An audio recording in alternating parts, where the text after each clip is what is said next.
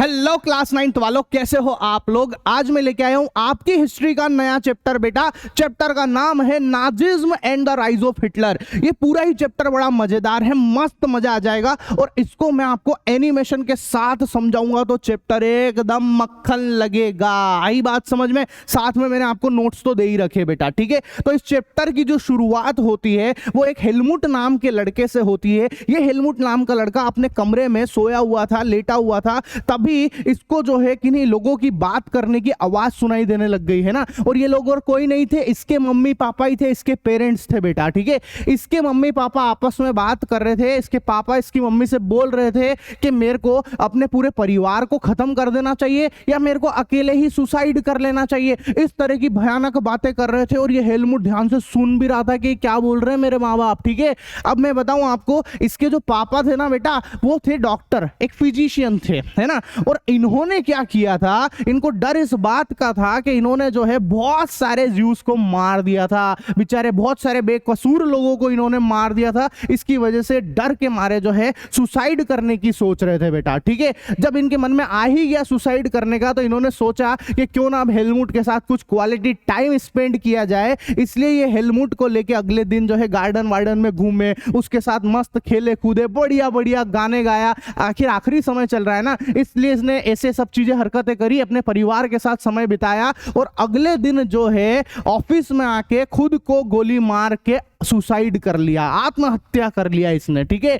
Helmut को ये सब चीजें बिल्कुल अच्छी नहीं लगी। हेलमुट जो है घबरा गया था बहुत भयंकर तरीके से। उसने अपने पापा की जो यूनिफॉर्म थी ना, जो खून से भरी हुई यूनिफॉर्म है, उसको जो है बॉन फायर में, आग में जला भी दिया था बेटा, ठीक है।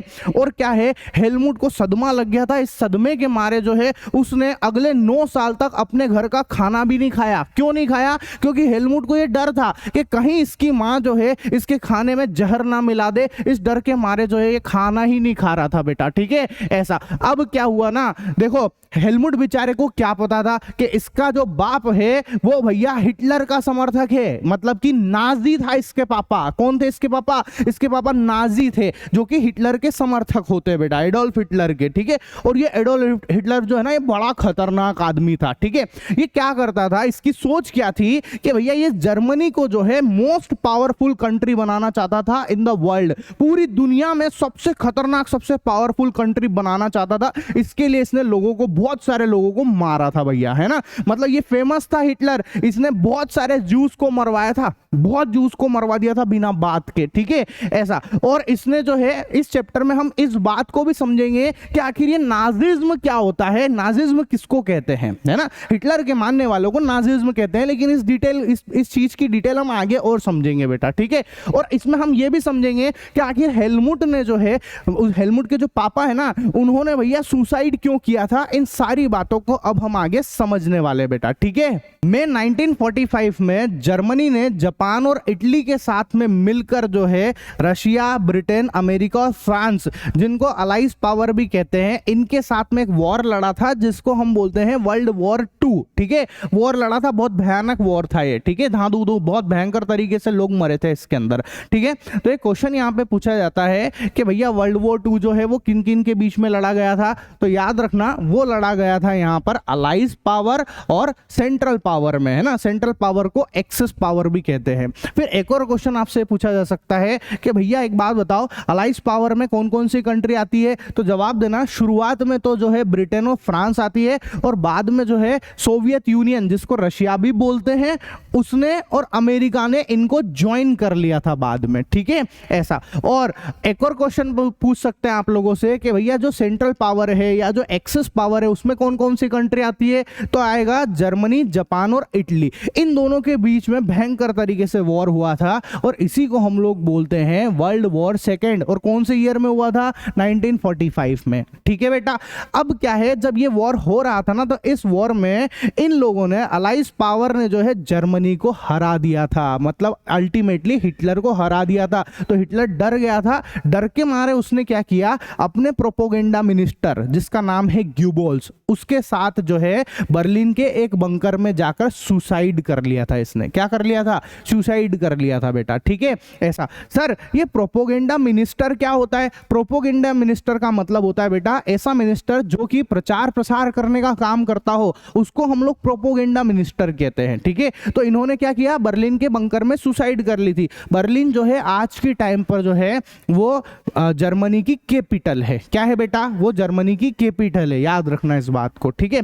अब देखो यार, इन लोगों ने, ये जो हिटलर था, इन्होंने इतने सारे लोगों को मारा, सब कुछ करा, तो क्या यार इनको कोई तो सजा देगा ना। तो इनको फिर सजा मिली, और वो सजा मिली भैया कोर्ट ने दी इनको वो सजा, ठीक है। अब वो कोर्ट कहां पर थी, जर्मनी के अंदर एक जगह है जिसको न्यूरेमबर्ग बोलते हैं। क्या बोलते हैं इसको, न्यूरेमबर्ग बोलते हैं। इस न्यूरेमबर्ग के अंदर जो है एक कोर्ट है उस जिसका नाम है इंटरनेशनल मिलिट्री कोर्ट, वो बनाई गई थी, और वहां पर इनको सजा दी जाने वाली थी, मतलब, है ना।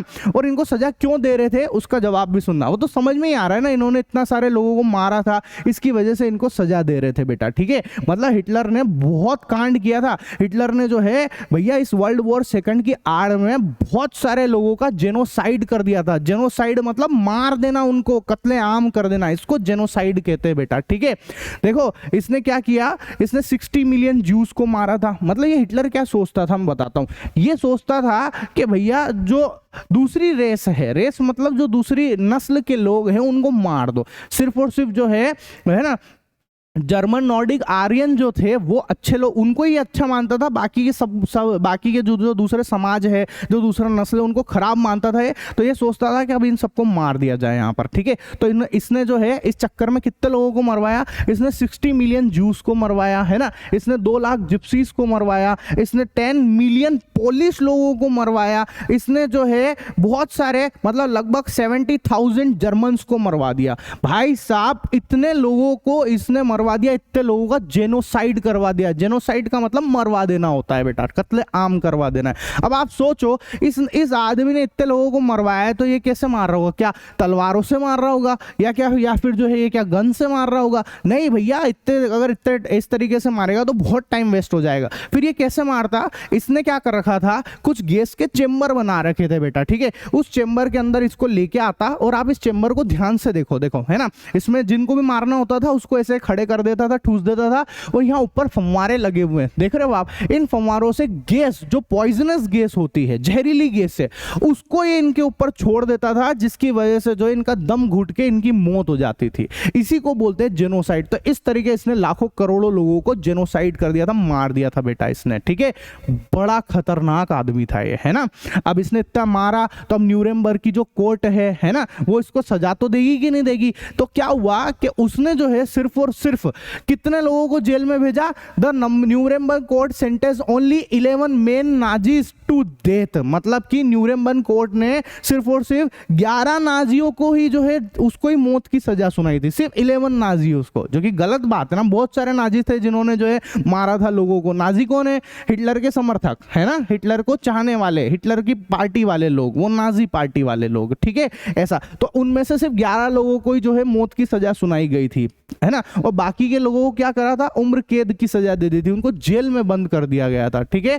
अब यार लोग ऐसा मानते थे कि इनको तो और ज्यादा कठोर सजा देनी चाहिए। क्यों? क्योंकि इन्होंने जो इतना पाप किया है ना, उसके हिसाब से इनको जो सजा मिली है वो बहुत कम मिली है। इस तरीके से लोग भड़काऊ बातें करते थे, इस तरह की चीजें मानते थे। अलाइस पावर भी मानती थी इस तरीके की बातें कि हाँ इनको सजा तो और ज्यादा मिलनी चाहिए, पर उसके बावजूद भी जो है अलाइस ने इस जर्मनी के ऊपर ज्यादा सजा नहीं दी, इसको ज्यादा पनिशमेंट नहीं दिया। क्यों पनिशमेंट नहीं दिया? क्योंकि ये जो अलाइस पावर है ये मानते थे, अलाइस मतलब ये जो चारों कंट्री मैंने आपको बताई है, ठीक है। ऐसा कौन कौन, अमेरिका हो गया, है ना, रशिया हो गया, फ्रांस हो गया, ब्रिटेन हो गया, ये चारों ये मानते थे कि देखो फर्स्ट वर्ल्ड वॉर जब हुआ था उसमें इस जर्मनी के ऊपर जो है हमने खूब सारा पनिशमेंट दिया था। इस जर्मनी को जो फर्स्ट वर्ल्ड वॉर वन में जो है पनिशमेंट दिया ना, उसी की वजह से जो है भैया ये जर्मनी बड़ा खूंखार हो गया और इसके अंदर से नाजी जैसे लोग, हिटलर जैसे लोग इसीलिए आए हैं। इसलिए भैया इस बार इनको पनिशमेंट तो देंगे पर उतनी खतरनाक वाली पनिशमेंट नहीं देंगे, थोड़ी ठीक ठाक पनिशमेंट देंगे इनको, ऐसे करके इन्होंने सोचा था, ठीक है। फिर आता है बेटा हमारा नेक्स्ट टॉपिक जो कि है बर्थ ऑफ वीमर रिपब्लिक, ठीक है। अर्ली 20th सेंचुरी में जर्मनी जो है एक बहुत ही पावरफुल कंट्री थी बेटा, ठीक है।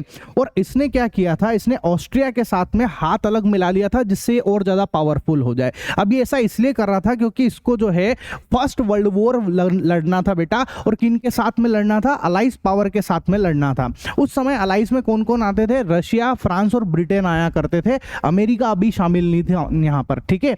अब हुआ क्या, ये वर्ल्ड वॉर जो है 1914 में लड़ा गया था, 1914 से 1918 के बीच में चला था ये, ठीक है, ध्यान रखना। अब आखिर इतने सारे लोग जो है ये वर्ल्ड वॉर लड़ क्यों रहे हैं, क्यों लड़ रहे हैं इनको, क्योंकि इन सब देशों को कहीं ना कहीं क्या लगता था कि हमको इससे कोई ना कोई बेनिफिट मिलेगा, इस बेनिफिट के चक्कर में ये वर्ल्ड वॉर लड़ रहे थे वहां पर, ठीक है। दूसरी बात, इनको क्या लग रहा था कि ये जो वॉर है ये बहुत जल्दी खत्म हो जाएगा और जल्दी किसी ना किसी को विक्ट्री, हमको विक्ट्री मिल ही जाएगी, पर ऐसा कुछ भी नहीं हुआ। ये जो वॉर है ये रबड़ की तरह खींच गया भाई साहब, और इस वॉर के अंदर जो है खूब ज्यादा पैसा लग गया, मतलब कि इसमें जो है इकोनॉमिक्स क्राइसिस आने लग गए वहां पर उस समय, ठीक है। और तो और जो पूरे यूरोप है उसके अंदर भयंकर तरीके से तबाही मच गई थी वहां पर, है ना।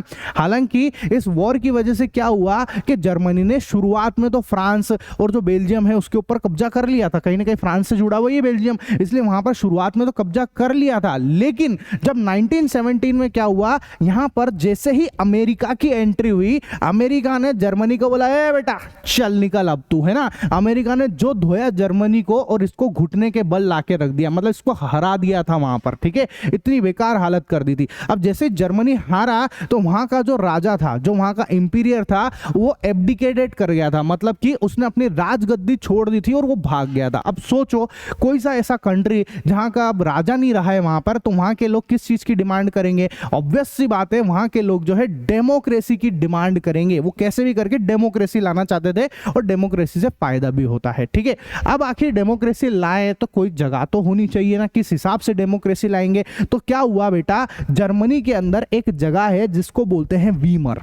क्या बोलते हैं इसको, वीमर। कुछ लोग इसको वीमर पढ़ते हैं, कुछ लोग वाइमर पढ़ते हैं, आप बात को समझे, है ना। वीमर बोलना है वीमर बोल दो, वाइमर बोलना है वाइमर बोल दो, ठीक है।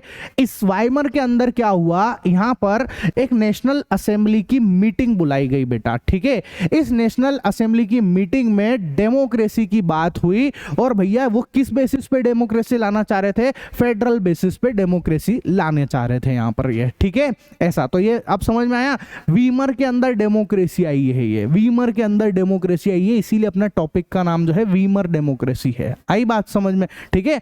अच्छा अब देखो हुआ क्या भैया, डेमोक्रेसी लाने की सोच ली, तुम सब कुछ करने की सोच रहे हो, पर डेमोक्रेसी का नियम क्या है, इसमें पार्लियामेंट होती है ना, होती कि नहीं होती है, जैसे अपने यहाँ है कि नहीं पार्लियामेंट, ऐसे ही वहां पर भी इन्होंने पार्लियामेंट बनाई और उसका नाम क्या था, राइक स्टैक करके नाम था इसका, ठीक है। In the new system people representative were elected to the German parliament, that is Reichstag. आप राइक स्टैक भी पढ़ सकते हो या रिक स्टैक भी पढ़ सकते हो, ठीक है, ऐसा।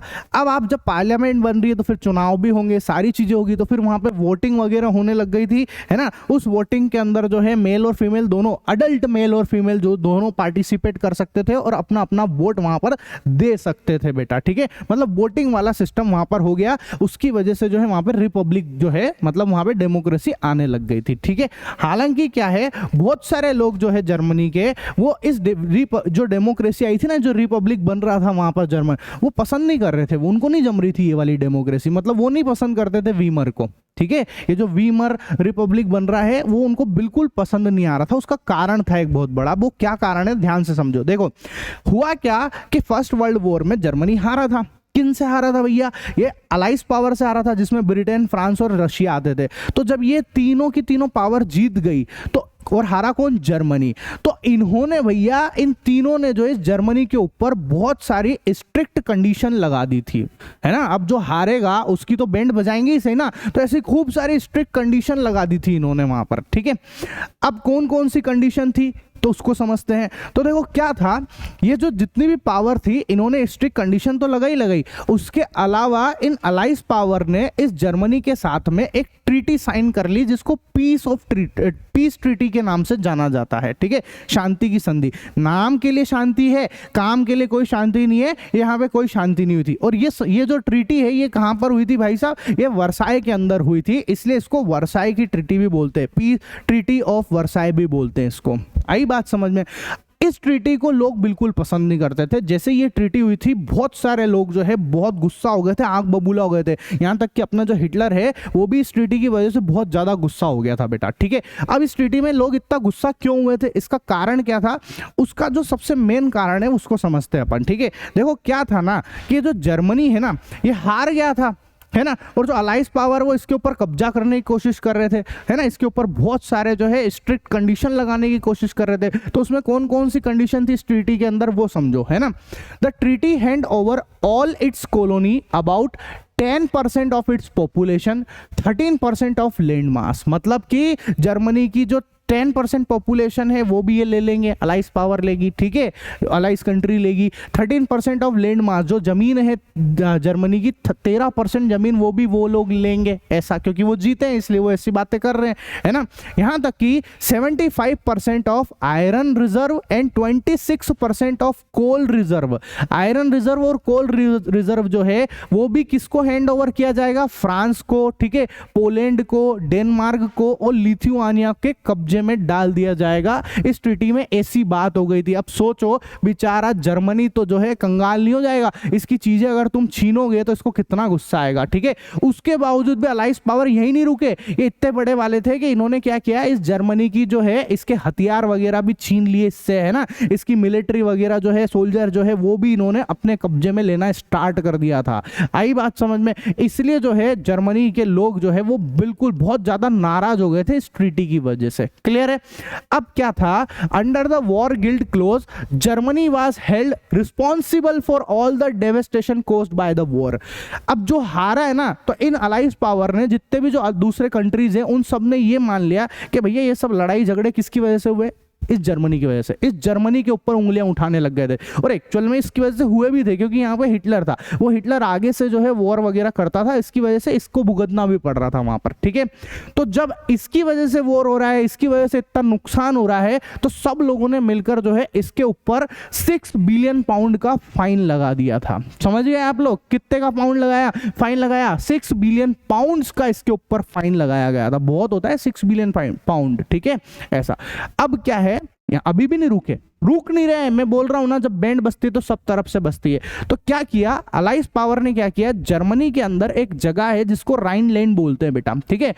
इस राइनलैंड के अंदर जो है बहुत सारे मिनरल्स हैं, है ना, बहुत सारे मिनरल्स है। तो इन अलाइज लोगों ने, अलाइज कंट्री ने क्या किया, इस मिनरल वाली जगह पे भी कब्जा कर लिया था जर्मनी। मतलब ये कुल मिला के जर्मनी को बाबाजी करना चाह रहे थे, कैसे भी करके इसको खत्म ही करना चाह रहे थे ये, इस तरीके से, है ना। ये जो ट्रीटी साइन कराई ना इसने, वर्साई की ट्रीटी, पीस ऑफ ट्रीटी जिसको बोलते हैं, उसके तहत ये सारी की सारी कंडीशन हो रही थी बेटा, ठीक है, ऐसा। अब इन सब चीजों से लोगों को ये सब पसंद नहीं आ रहा था, वहां के लोग भड़के हुए थे। और वो ये यहाँ के जो लोग हैं जर्मनी के, वो ये मानते थे कि ये सारे के सारे कांड किसकी वजह से हो रहे हैं, ये जो आपने वीमर रिपब्लिक बनाया है इसकी वजह से हो रहे हैं। ये जो वीमर में जब से रिपब्लिक बनाया तब से ये सब हरकतें हो रही है, ऐसा ये लोग मानते थे। तो ये वीमर रिपब्लिक को बिल्कुल अच्छा नहीं मानते थे बेटा, ठीक है, ऐसा। अब आता है हमारा नेक्स्ट टॉपिक, जो कि है the impact of the war. The war shattered the entire continent on both a psychological and economic level। मतलब कि इस वॉर की वजह से पूरा का पूरा जो कॉन्टिनेंट है ना, उसका भैया साइकोलॉजिकल और इकोनॉमिक लेवल पे बहुत ज्यादा नुकसान हुआ था, तोड़ के रख दिया था वहां पर, ठीक है। यहां तक कि ये जो यूरोप है, ये पहले कर्जा देने वाला, मतलब पैसे वाला देश हुआ करता था, पर इसने भाई साहब इतने वॉर लड़े, उसकी वजह से इसको जो है दूसरी कंट्रीज से कर्जा लेना पड़ गया था। मतलब ये डेटर बन गया था, कर्जा लेने वाला बन चुका था। इसकी इतनी हालत खराब हो गई थी वहां पर, ठीक है। और मजे की बात यह है कि ये सारे के सारे कांड जो है लड़ाई झगड़े वाले, ये सब किसने करे, ये पहले के राजा महाराजा और ये लोग थे ना, इनकी वजह से फर्स्ट वर्ल्ड वॉर हो रहा था ना। पर लोग क्या समझ रहे थे, उस समय कौन सत्ता में था, उस समय कौन पावर में था, वाइमर रिपब्लिक था। तो लोग क्या समझ रहे थे कि वीमर रिपब्लिक की वजह से ऐसा हो रहा है। वो तो कहते हैं ना, जो भैया नेता बनेगा वही गाली सुनेगा, वैसी वाली बात हो गई यहाँ पर, ठीक है। तो वीमर रिपब्लिक उस समय पावर में थे, इसलिए सब कुछ इनको सुनना पड़ रहा था, सारी सारी रिस्पॉन्सिबिलिटी इनकी थी उस समय, ठीक है, ऐसा। अब क्या है ना बेटा, the advocate auxiliary of the Weimar Republic were mainly socialist, Catholic और डेमोक्रेटिक्स। कहने का मतलब यह है कि जो एडवोकेट है, ऑक्सिलरी है, मतलब कि वीमर रिपब्लिक जो है ना, ये जो वीमर रिपब्लिक है, इनके हेल्पर कौन थे बेटा, इनके चाहने वाले लोगों में आते थे सोशलिस्ट, कैथोलिक और डेमोक्रेट्स लोग आया करते थे। आई बात समझ में।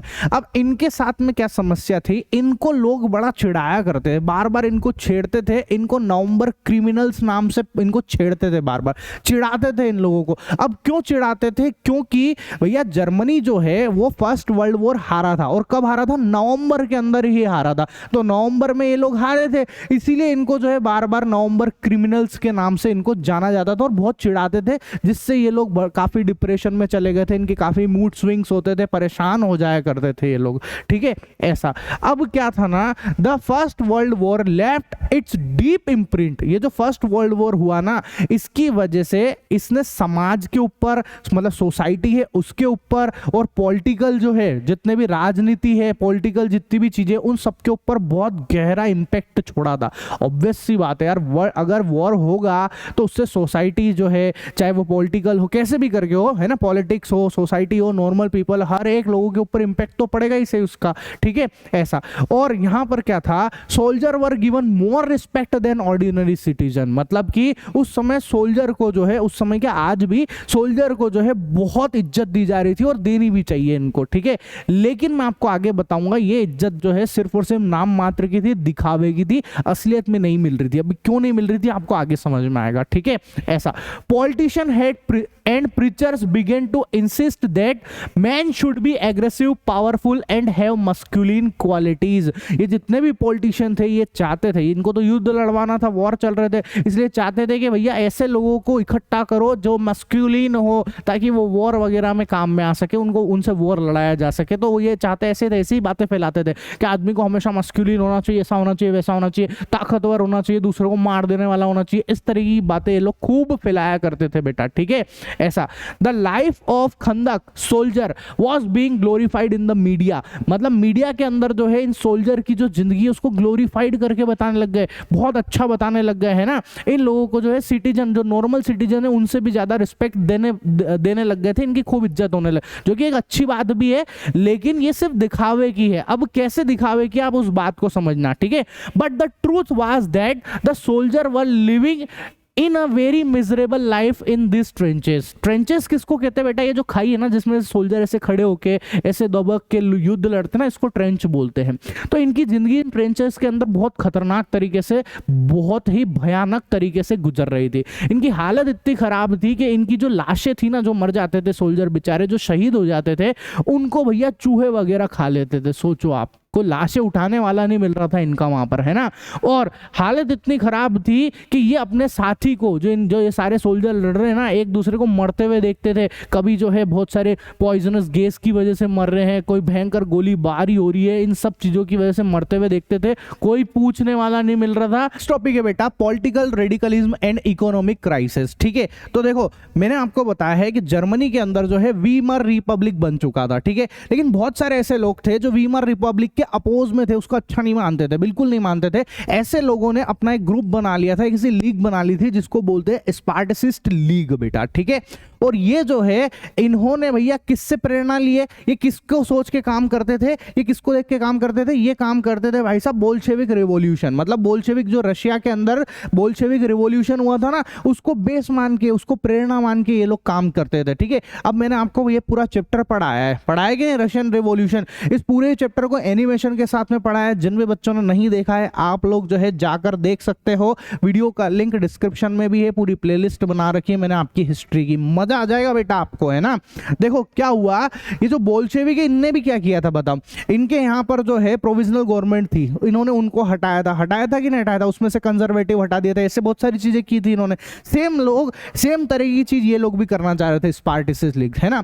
ये क्या चाहते थे कि वीमर रिपब्लिक को हटा दिया जाए कैसे भी करके। अब आप इतनी बड़ी एक सरकार गिराने की सोच रहे हो, तो उसके लिए आपको लोग तो चाहिए कि नहीं चाहिए भैया। तो इन्होंने क्या करा, शहरों के अंदर इनके साथ में, इनमें कौन शामिल थे, कौन से लोग थे? तो इनके साथ में शामिल थे भैया सेलर्स हो गए, जो नाविक होते ना, नाव चलाने वाले, वो हो गए, या जो सिटीज के वर्कर हो गए, वो सब लोग थे। तो ऐसे बहुत सारे नारे वगैरह लगाते थे, इस तरीके से माहौल बना रहे थे। अब इन सब चीजों की जानकारी जो है वीमर रिपब्लिक के चाहने वाले लोग जो थे, जो उससे जुड़े हुए थे, उनको पड़ गई। कौन थे चाहने वाले लोग? सोशलिस्ट थे, डेमोक्रेट्स थे, कैथोलिक्स थे, ठीक है। तो ये चुप थोड़ा ना बैठेंगे, इन्होंने भैया क्या किया, इनके ऊपर अटैक करवा दिया। अब किसकी मदद से अटैक करवाया, इनके पास में फ्री कोर थे, फ्री कोर मतलब कि पुराने सैनिक, पुराने सोल्जर है ना, उनकी मदद से इन्होंने इनको कुचलवा दिया था, मतलब ठीक है, लड़ाई करवाई और इनको मरवा दिया था, बहुत सारे लोगों को मरवा दिया था, ठीक है। अब जो थोड़े बहुत लोग बचे भी थे वो घबरा गए थे, तो उन्होंने क्या किया, अब गुस्सा तो है ही सही ना, अंदर आदमी के अंदर तो गुस्सा भरा हुआ ही है, तो यहाँ पर स्पार्टकिस लीग जो है वो तो खत्म होने आ गई थी लगभग। थोड़े बहुत जो लोग थे जो इसको मानते थे अभी भी, उन्होंने इस स्पार्टकिस लीग का नाम बदलकर जो है कम्युनिस्ट पार्टी रख दिया था बेटा बाद में। मतलब कि स्पार्टकिस लीग का नाम क्या हो गया बाद में, बोलो, कम्युनिस्ट पार्टी नाम पड़ चुका था बेटा बाद में, ठीक है। ऐसा मतलब कि अभी तक हम ये समझ चुके हैं कि भैया अब ये जो कम्युनिस्ट है और ये जो सोशलिस्ट है ये एक दूसरे के कट्टर दुश्मन बन चुके हैं, ठीक है। जहां इन दोनों, अगर ये दोनों एक साथ मिल जाते तो ये एक साथ मिलकर जो है भाई साहब इस हिटलर का सामना कर सकते थे, लेकिन यहां तो ये दोनों ही आपस में लड़ पड़ गए है ना, तो ये हिटलर का सामना कैसे करेंगे, तो हिटलर के और ज्यादा मजे हो गए। ये तो वो वाली बात हो गई कि दो बिल्लियों की लड़ाई में जो है बंदर मजा मार गया, वैसी वाली बात हो गई यहाँ पर, ठीक है। तो इसके मजे हो गए, अब इसके खिलाफ में तो है ही नहीं, तो ये आपस में लड़ रहे थे, इसलिए इसने क्या किया, इसका फायदा उठाया बेटा, ठीक है। ऐसा अब क्या हुआ ना, इतनी सारी दिक्कतें तो पहले ही चल रही थी, जर्मनी में बहुत तकलीफें तो पहले ही थी, उसके अलावा जर्मनी में इकोनॉमिक क्राइसिस अलग आ गया था। अब इकोनॉमिक क्राइसिस क्यों आया था, पैसे की किल्लत। इकोनॉमिक क्राइसिस का सीधा सा मतलब है पैसे की कमी हो जाना, ठीक है, संकट पड़ने लग गया था। अब ये क्यों कमी पड़ी थी, क्योंकि भाई साहब ये इतने सारे वॉर लड़ रहा था, इस वॉर की वजह से इसने जो है दूसरे देशों से खूब कर्जा ले लिया था। अब सोचो, आप कर्जा लेके कोई आदमी अगर वॉर लड़ रहा है तो उसकी तो बैंड बजनी ही बजनी है ना, और कर्जा बाद में चुकाना भी तो पड़ेगा। तो बाद में चुकाया कैसे, गोल्ड के जरिए, गोल्ड वापस से सोना देगा ये, है ना। इसको कर्जा किसने दिया था, फ्रांस वगैरह ने, इन लोगों ने कर्जा भी दिया था इसको, तो सोना लेके वापस, मतलब इसको सोना देना था, फिर जाके इसका कर्जा उतरता वहां पर। आई बात समझ में, इस तरीके से कर्जा चुकाता था। तो इस कहानी से क्या शिक्षा मिलती है, भैया कर्जा लेके कभी भी ऐसे उल्टे सीधे काम नहीं करना चाहिए। चलो आज हम तो युद्ध वुद्ध लड़ नहीं रहे, कोई वॉर नहीं लड़नी अपने को, पर हम लोग जो है बहुत बार कर्जा लेके आईफोन खरीद लेते हैं, लोन लेके आईफोन खरीदते हैं, लोन लेके जो है बड़ी बड़ी गाड़ियां खरीद लेते हैं, लोन लेके घूमने निकल जाते हैं। भैया वो पैसा बर्बाद ही होने वाला है, उससे कोई प्रोडक्टिव काम नहीं हो रहा आपका, इसीलिए लोन लेके कोई से भी ऐसे गलत काम नहीं करने चाहिए, ठीक है। ऐसा अब आपको बात समझ में आ गई कि हाँ भैया इनने कर्जा लिया था और बदले में जो है गोल्ड इनको चुकाना था, ठीक है। अब जर्मनी के पास से गोल्ड भी जा रहा था, तो जर्मनी जो है भैया इसके ऊपर और ज्यादा कर्जा हो गया, ये डेट इसके ऊपर खूब कर्जा होने की वजह से जो है इसकी हालत खराब हो गई। अब जब पैसा बचा ही नहीं तो ये और कर्जा कहां से चुकाएगा, इसने हाथ खड़े कर दिए, ओ फ्रांस भाई साहब अब नहीं हमारे पास कर्जा होगा, हमारे पास पैसे ही नहीं, हम कहां से चुकाएंगे, हम जो करना है जो कर लो, जो उखाड़ना है उखाड़ लो, अब नहीं दे रहे हम। नियत खराब भी होगी, थोड़े बहुत होंगे भी सही, तब भी ये नहीं देना चाह रहा था, ठीक है। इसके जो इकोनॉमिस्ट थे उन्होंने इसको ऐसी सलाह दी थी, बंद कर दो यार कर्जा वर्जा देना, अब नहीं दे रहे अपन यहाँ पर, ठीक है। अब एक बात बताओ, अगर ये कर्जा देना बंद कर देगा तो क्या फ्रांस जो है वो बोलेगा पैसा दिया है मैंने, सूद समेत वसूल करूंगा, इंटरेस्ट चाहिए बेटा अपने को, कुछ भी करके वापस कर, ये बोले मेरे पास कुछ नहीं है, तो क्या फ्रांस चुप बैठेगा। उसने सोचा ले भाई एक काम कर, तेरे पास नहीं है ना, तेरे यहाँ पर एक जगह है जिसको रूर करके बोलते हैं, वो इंडस्ट्रियल एरिया है बेटा, ठीक है। उस फ्रांस ने जो है इस इंडस्ट्रियल एरिया के ऊपर ही कब्जा कर लिया था, मतलब यहाँ पे काफी सारा जो है ऐसा कोयले वगैरह के जो है इंडस्ट्री थी, इस तरीके की बहुत अच्छी चीजें हुआ करती थी इस रूर के अंदर, ठीक है। यहाँ से बहुत पैसा बनता था, इसलिए फ्रांस ने इसी के ऊपर कब्जा कर लिया था बेटा, ध्यान रखना है ना। इस रूर को बाद में हिटलर छुड़ाएगा भी सही, मैं आपको बताऊंगा आगे, ठीक है। ऐसा अब क्या हुआ, ध्यान से समझो। Germany began printing paper currency on a large scale as passive resistance against France। अब भैया जर्मनी की तो बैंड बज गई, तो जर्मनी के जो कुछ इकोनॉमिस्ट थे उन्होंने क्या राय दे दी भैया, वहां के जो लोग थे उसको कि काम करो, अब अपन फ्रांस से लड़ाई झगड़े करने से तो कोई मतलब नहीं है, अपन ऐसा करते हैं, अपन अपनी खुद की करेंसी छाप लेते हैं, ठीक है। क्या बोला, खुद की करेंसी। जर्मनी की उस समय करेंसी क्या थी, मार्क थी, जैसे अपने यहाँ रुपया चलता है ना, ऐसे वहां पे मार्क चलता था। तो इन्होंने सोचा अपन अपने खुद की करेंसी छापो और अमीर बन जाओ, कितना सिंपल सी बात है। आज आपके मन में भी आता होगा ना ऐसा डाउट कि यार भैया ये तो कितना जोरदार काम है, कहाँ पैसा सरकार वगैरह से ले रहे हैं, अपन अपनी करेंसी खुद छाप लो, या सरकार खुद इतने सारे नोट क्यों नहीं छाप लेती है, मर्जी पड़े जितने छापो, क्या दिक्कत है, प्रिंटिंग है ही सही ना, कोई तकलीफ नहीं है, तो क्यों नहीं छाप सकते, उसका लॉजिक भी समझना और ऐसा क्यों नहीं करना चाहिए वो भी समझना बेटा, ठीक है। और जर्मनी ने क्यों किया ऐसा वो भी समझना। देखो इस बात को समझो आप, मान लो एक ब्रेड है, ठीक है, क्या है ये? एक ब्रेड। मेरे को भैया ब्रेड खरीदना है, ठीक है ऐसा। अब उस ब्रेड की जो कीमत है अपन 10 रुपए मान लेते हैं, मैं आपको रुपए में समझा रहा हूँ, वहाँ मार्क में हुआ था सब, पर रुपए में समझेंगे तो आपके बहुत आसानी से समझ में आ जाएगी। मान लो भैया इसकी कीमत 10 रुपए, अब मेरे को ये ब्रेड खरीदना है तो मेरे पास 10 रुपए हैं, मैं 10 रुपए इसको दूंगा, लेकिन मेरे अलावा और भी ऐसे लोग हैं जिनके पास 10-10 रुपए हैं, ठीक है, वो भी देंगे इसको। ये लो भैया सब 10 रुपए दे रहे हैं। अब जो इसका मालिक है, समझो इस बात को, जो इसका मालिक है वो सोचेगा, मान लो ब्रेड तो वही गिनी चुनी होगी ना, तो वो सोचेगा मैं इसको दूं कि किसको दूं, क्लियर नहीं हो पा रहा है। तो ये सोचेगा ये तो बढ़िया, बहुत सारे लोग खरीदने वाले आ रहे हैं, ये तो कमाई करने का बहुत जोरदार काम मिल गया भैया, है ना, हम तो जो है रेटें बढ़ाएंगे और कमाई ज़्यादा से ज़्यादा कर सकेंगे। तो इसके मालिक ने क्या किया, इसने बोल दिया नहीं भैया अब ये जो ब्रेड है ये 10 रुपए की नहीं है, ये 20 रुपए की ब्रेड कर दी इसने। कितने की कर दी? कि हम 20 रुपए। तो इन्होंने कहा ठीक है तुम 20 की कर रहे हो, हमारे कौन सी तकलीफ है भैया, हमारे क्या जा रहा है, पेपर ही तो लग रहा है, हम खुद ही तो छाप रहे हैं करेंसी, ये लो हम 20 रुपए कर देते हैं। ये लो इन्होंने 20 रुपए कर दी, यहाँ पर इसने भी 20 रुपए छाप लिए, इसने भी यहाँ पर 20 रुपए छाप लिए, ये लो भैया इन्होंने 20-20 रुपए दे दिए। ये तो फिर वो का वही संकट हो गया यार वापस से, क्यों? क्योंकि लोग खुद छाप रहे नोट।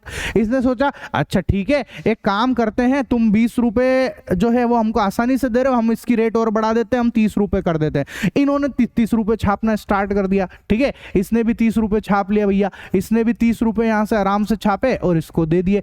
इस तरीके से हो क्या रहा है, अब मान लो 30 रुपए छप रहा है, ऐसे बात बढ़ती गई, मतलब एक ब्रेड जो है 500 रुपए, 1000 रुपए, लाखों रुपए, करोड़ों रुपए में बिकने लग गई थी एक एक पाव रोटी की कीमत, ठीक है, ऐसा इतना बढ़ा दी थी। तो इन लोगों ने किया क्या, बेसिकली सोचो, इन्होंने इनका जो पैसा है ना, ये पैसा, इसकी कीमत को घटा दी थी, मतलब इन्होंने इनकी करेंसी की वैल्यू जो है उसको ही गिरा दिया। सोचो ना, एक ब्रेड का टुकड़ा जो भैया 10 रुपए में आता था, आज उसके लिए लोग लाखों करोड़ों रुपए दे रहे हैं, तो उनकी करेंसी की वैल्यू कितनी गिर गई थी। ऐसा हुआ था वहां पर बेटा इसको, ठीक है ऐसा। तो मैं आपको बताता हूं कि उस समय किस तरीके से करेंसी चल रही थी। जैसे ऐसा बोलते हैं, ऐसा उस समय की बात है कि एक अमेरिकी डॉलर जो है उसके बदले में वहां पर 24,000 मार्क आ जाया करते थे, है ना, ये अप्रैल की बात है।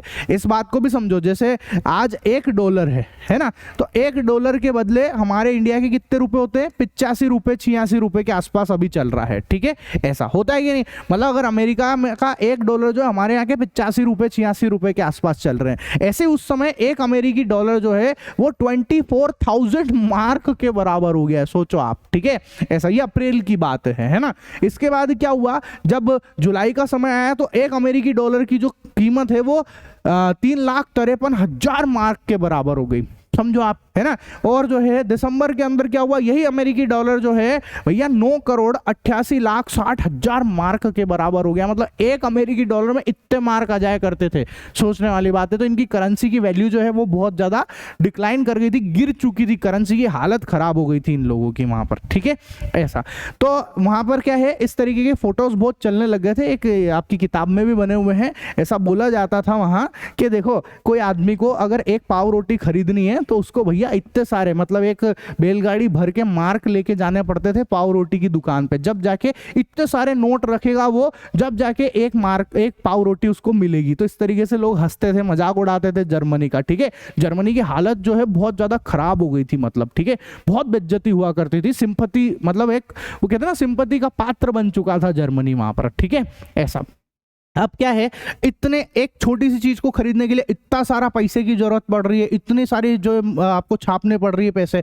इस सिचुएशन को बोलते हैं हाइपर इन्फ्लेशन। क्या बोलते हैं बेटा, हाइपर इन्फ्लेशन बोलते हैं। इंपॉर्टेंट है, आपसे पूछा जा सकता है कि हाइपर इन्फ्लेशन किसको कहते हैं, है ना। तो आपको लिखना है when the prices go up accountability that situation is called hyperinflation. आ गई बात समझ में। जब पैसा बहुत ज्यादा होता जाए, छापना जरूरत से ज्यादा पड़ रहा हो और जो है पैसे की कीमत तो नीचे गिरती जा रही हो, इस सिचुएशन को हाइपर इन्फ्लेशन कहते हैं, बहुत ज्यादा महंगाई कहते हैं इसको, ठीक है ऐसा। अब तो जर्मनी की बैंड बज गई थी। अब जर्मनी को कोई तो इन सब चीज़ों से बचाने की सोचेगा ना, उस समय फिर एंट्री होती है भैया हमारे यूएस गवर्नमेंट की, अमेरिका की एंट्री होती है। अमेरिका ने कहा कि यार तुम्हारी तो वाकई में भी लंका लग गई है, मैं बचाऊंगा तुम लोगों को, ठीक है। तो अमेरिका ने एंट्री ली और अमेरिका ने क्या किया, कुछ प्लान्स बनाए बेटा, ठीक है। उन प्लान के अंदर आते थे, एक प्लान था डाउस प्लान करके, ठीक है। क्या नाम है प्लान का?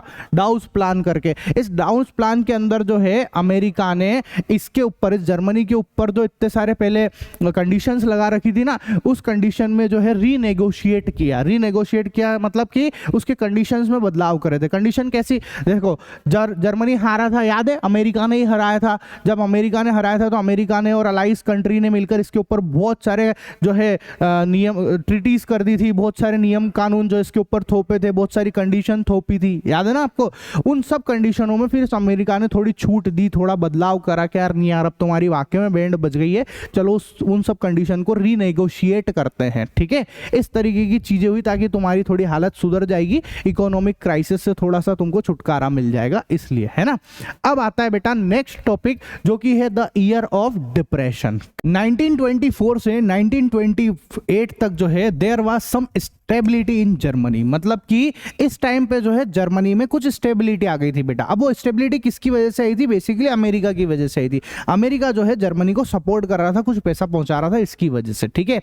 लेकिन ये जो स्टेबिलिटी है ये रेत के ढेर पे ही खड़ी हुई थी। मतलब क्या हुआ बेटा कि जो अमेरिका है ना, वहां पर एक बाजार है जिसको बोलते हैं शेयर बाजार है, वो है ना, पूरी दुनिया का सबसे बड़ा शेयर बाजार है, जिसको बोलते हैं भैया द वॉल स्ट्रीट। क्या बोलते हैं इसको? When the wall street exchange collapsed, मतलब कि वॉल स्ट्रीट जो है जब वो ही गिर गया, है ना, शेयर बाजार गिर गया वहां पे, तो अमेरिका की खुद की हालत खराब हो गई। इसलिए जो है अमेरिका जो हेल्प पहुंचा रहा था, वो हेल्प जो है अब जर्मनी के पास नहीं पहुंच पा रही थी, उसने भी अपने पैसे खींच लिए थे, रोक लिए थे उसने वहां पर, ठीक है।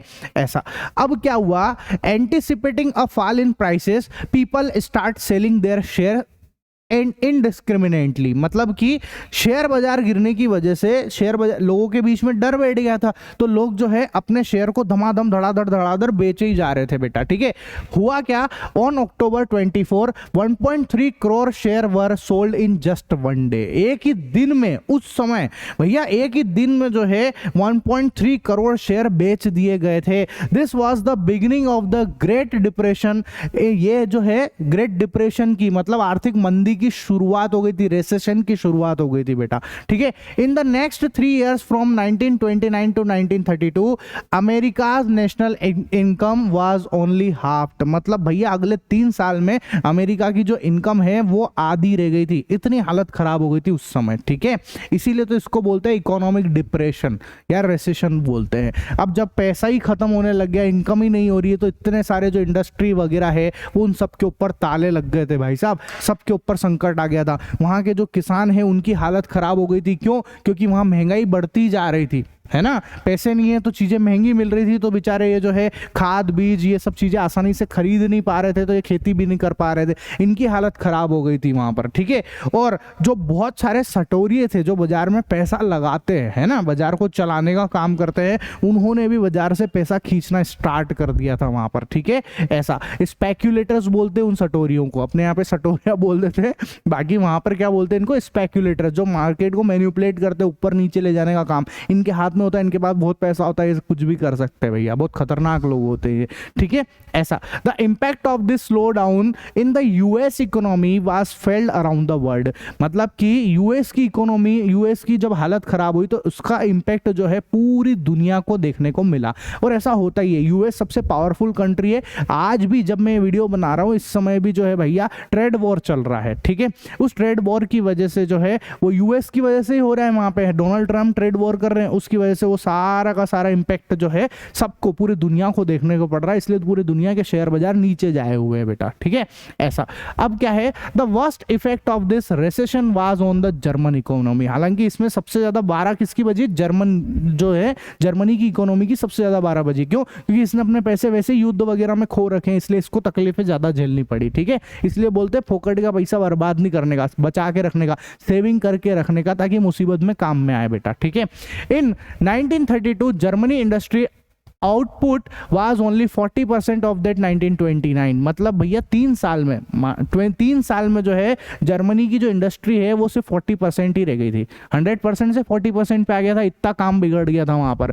Worker were either becoming unemployed और there salary had fallen considerably. मतलब जो लोग हैं वो अनएम्प्लॉयड होते जा रहे थे और कुछ लोगों को काम भी मिल रहा था तो उनकी सैलरी जो है वो आधी से भी कम रह गई थी, इतनी हालत खराब हो गई थी। ठीक है, the number of unemployed reached 60 million. भैया अनएम्प्लॉयमेंट जो है वो कितना लोगों को अनएम्प्लॉय हो गए थे, 60 मिलियन लोग जो है वो अनएम्प्लॉय हो गए थे बेटा। ठीक है, on the street of the Germany a large number of people began to appear holding placards that read I am ready to do anything. मतलब कि जब इतने सारे लोगों को काम नहीं मिल रहा था तो उसकी वजह से बहुत सारे लोग जो है जर्मनी की सड़कों पे उतर आए थे और अपने गले में ऐसे तख्ती लटका रखी थी ऐसे करके। ठीक है, और बोल रहे थे कि मैं कोई भी काम करने के लिए तैयार हूं, I am ready to do anything, है ना, whichever you want to do. मतलब कि आप मेरे से जो भी काम करवाना चाहते हैं वो सब करके दूंगा मैं, बस मेरे को काम दे दो ताकि मैं मेरे घर का काम खर्चा चला सकूं।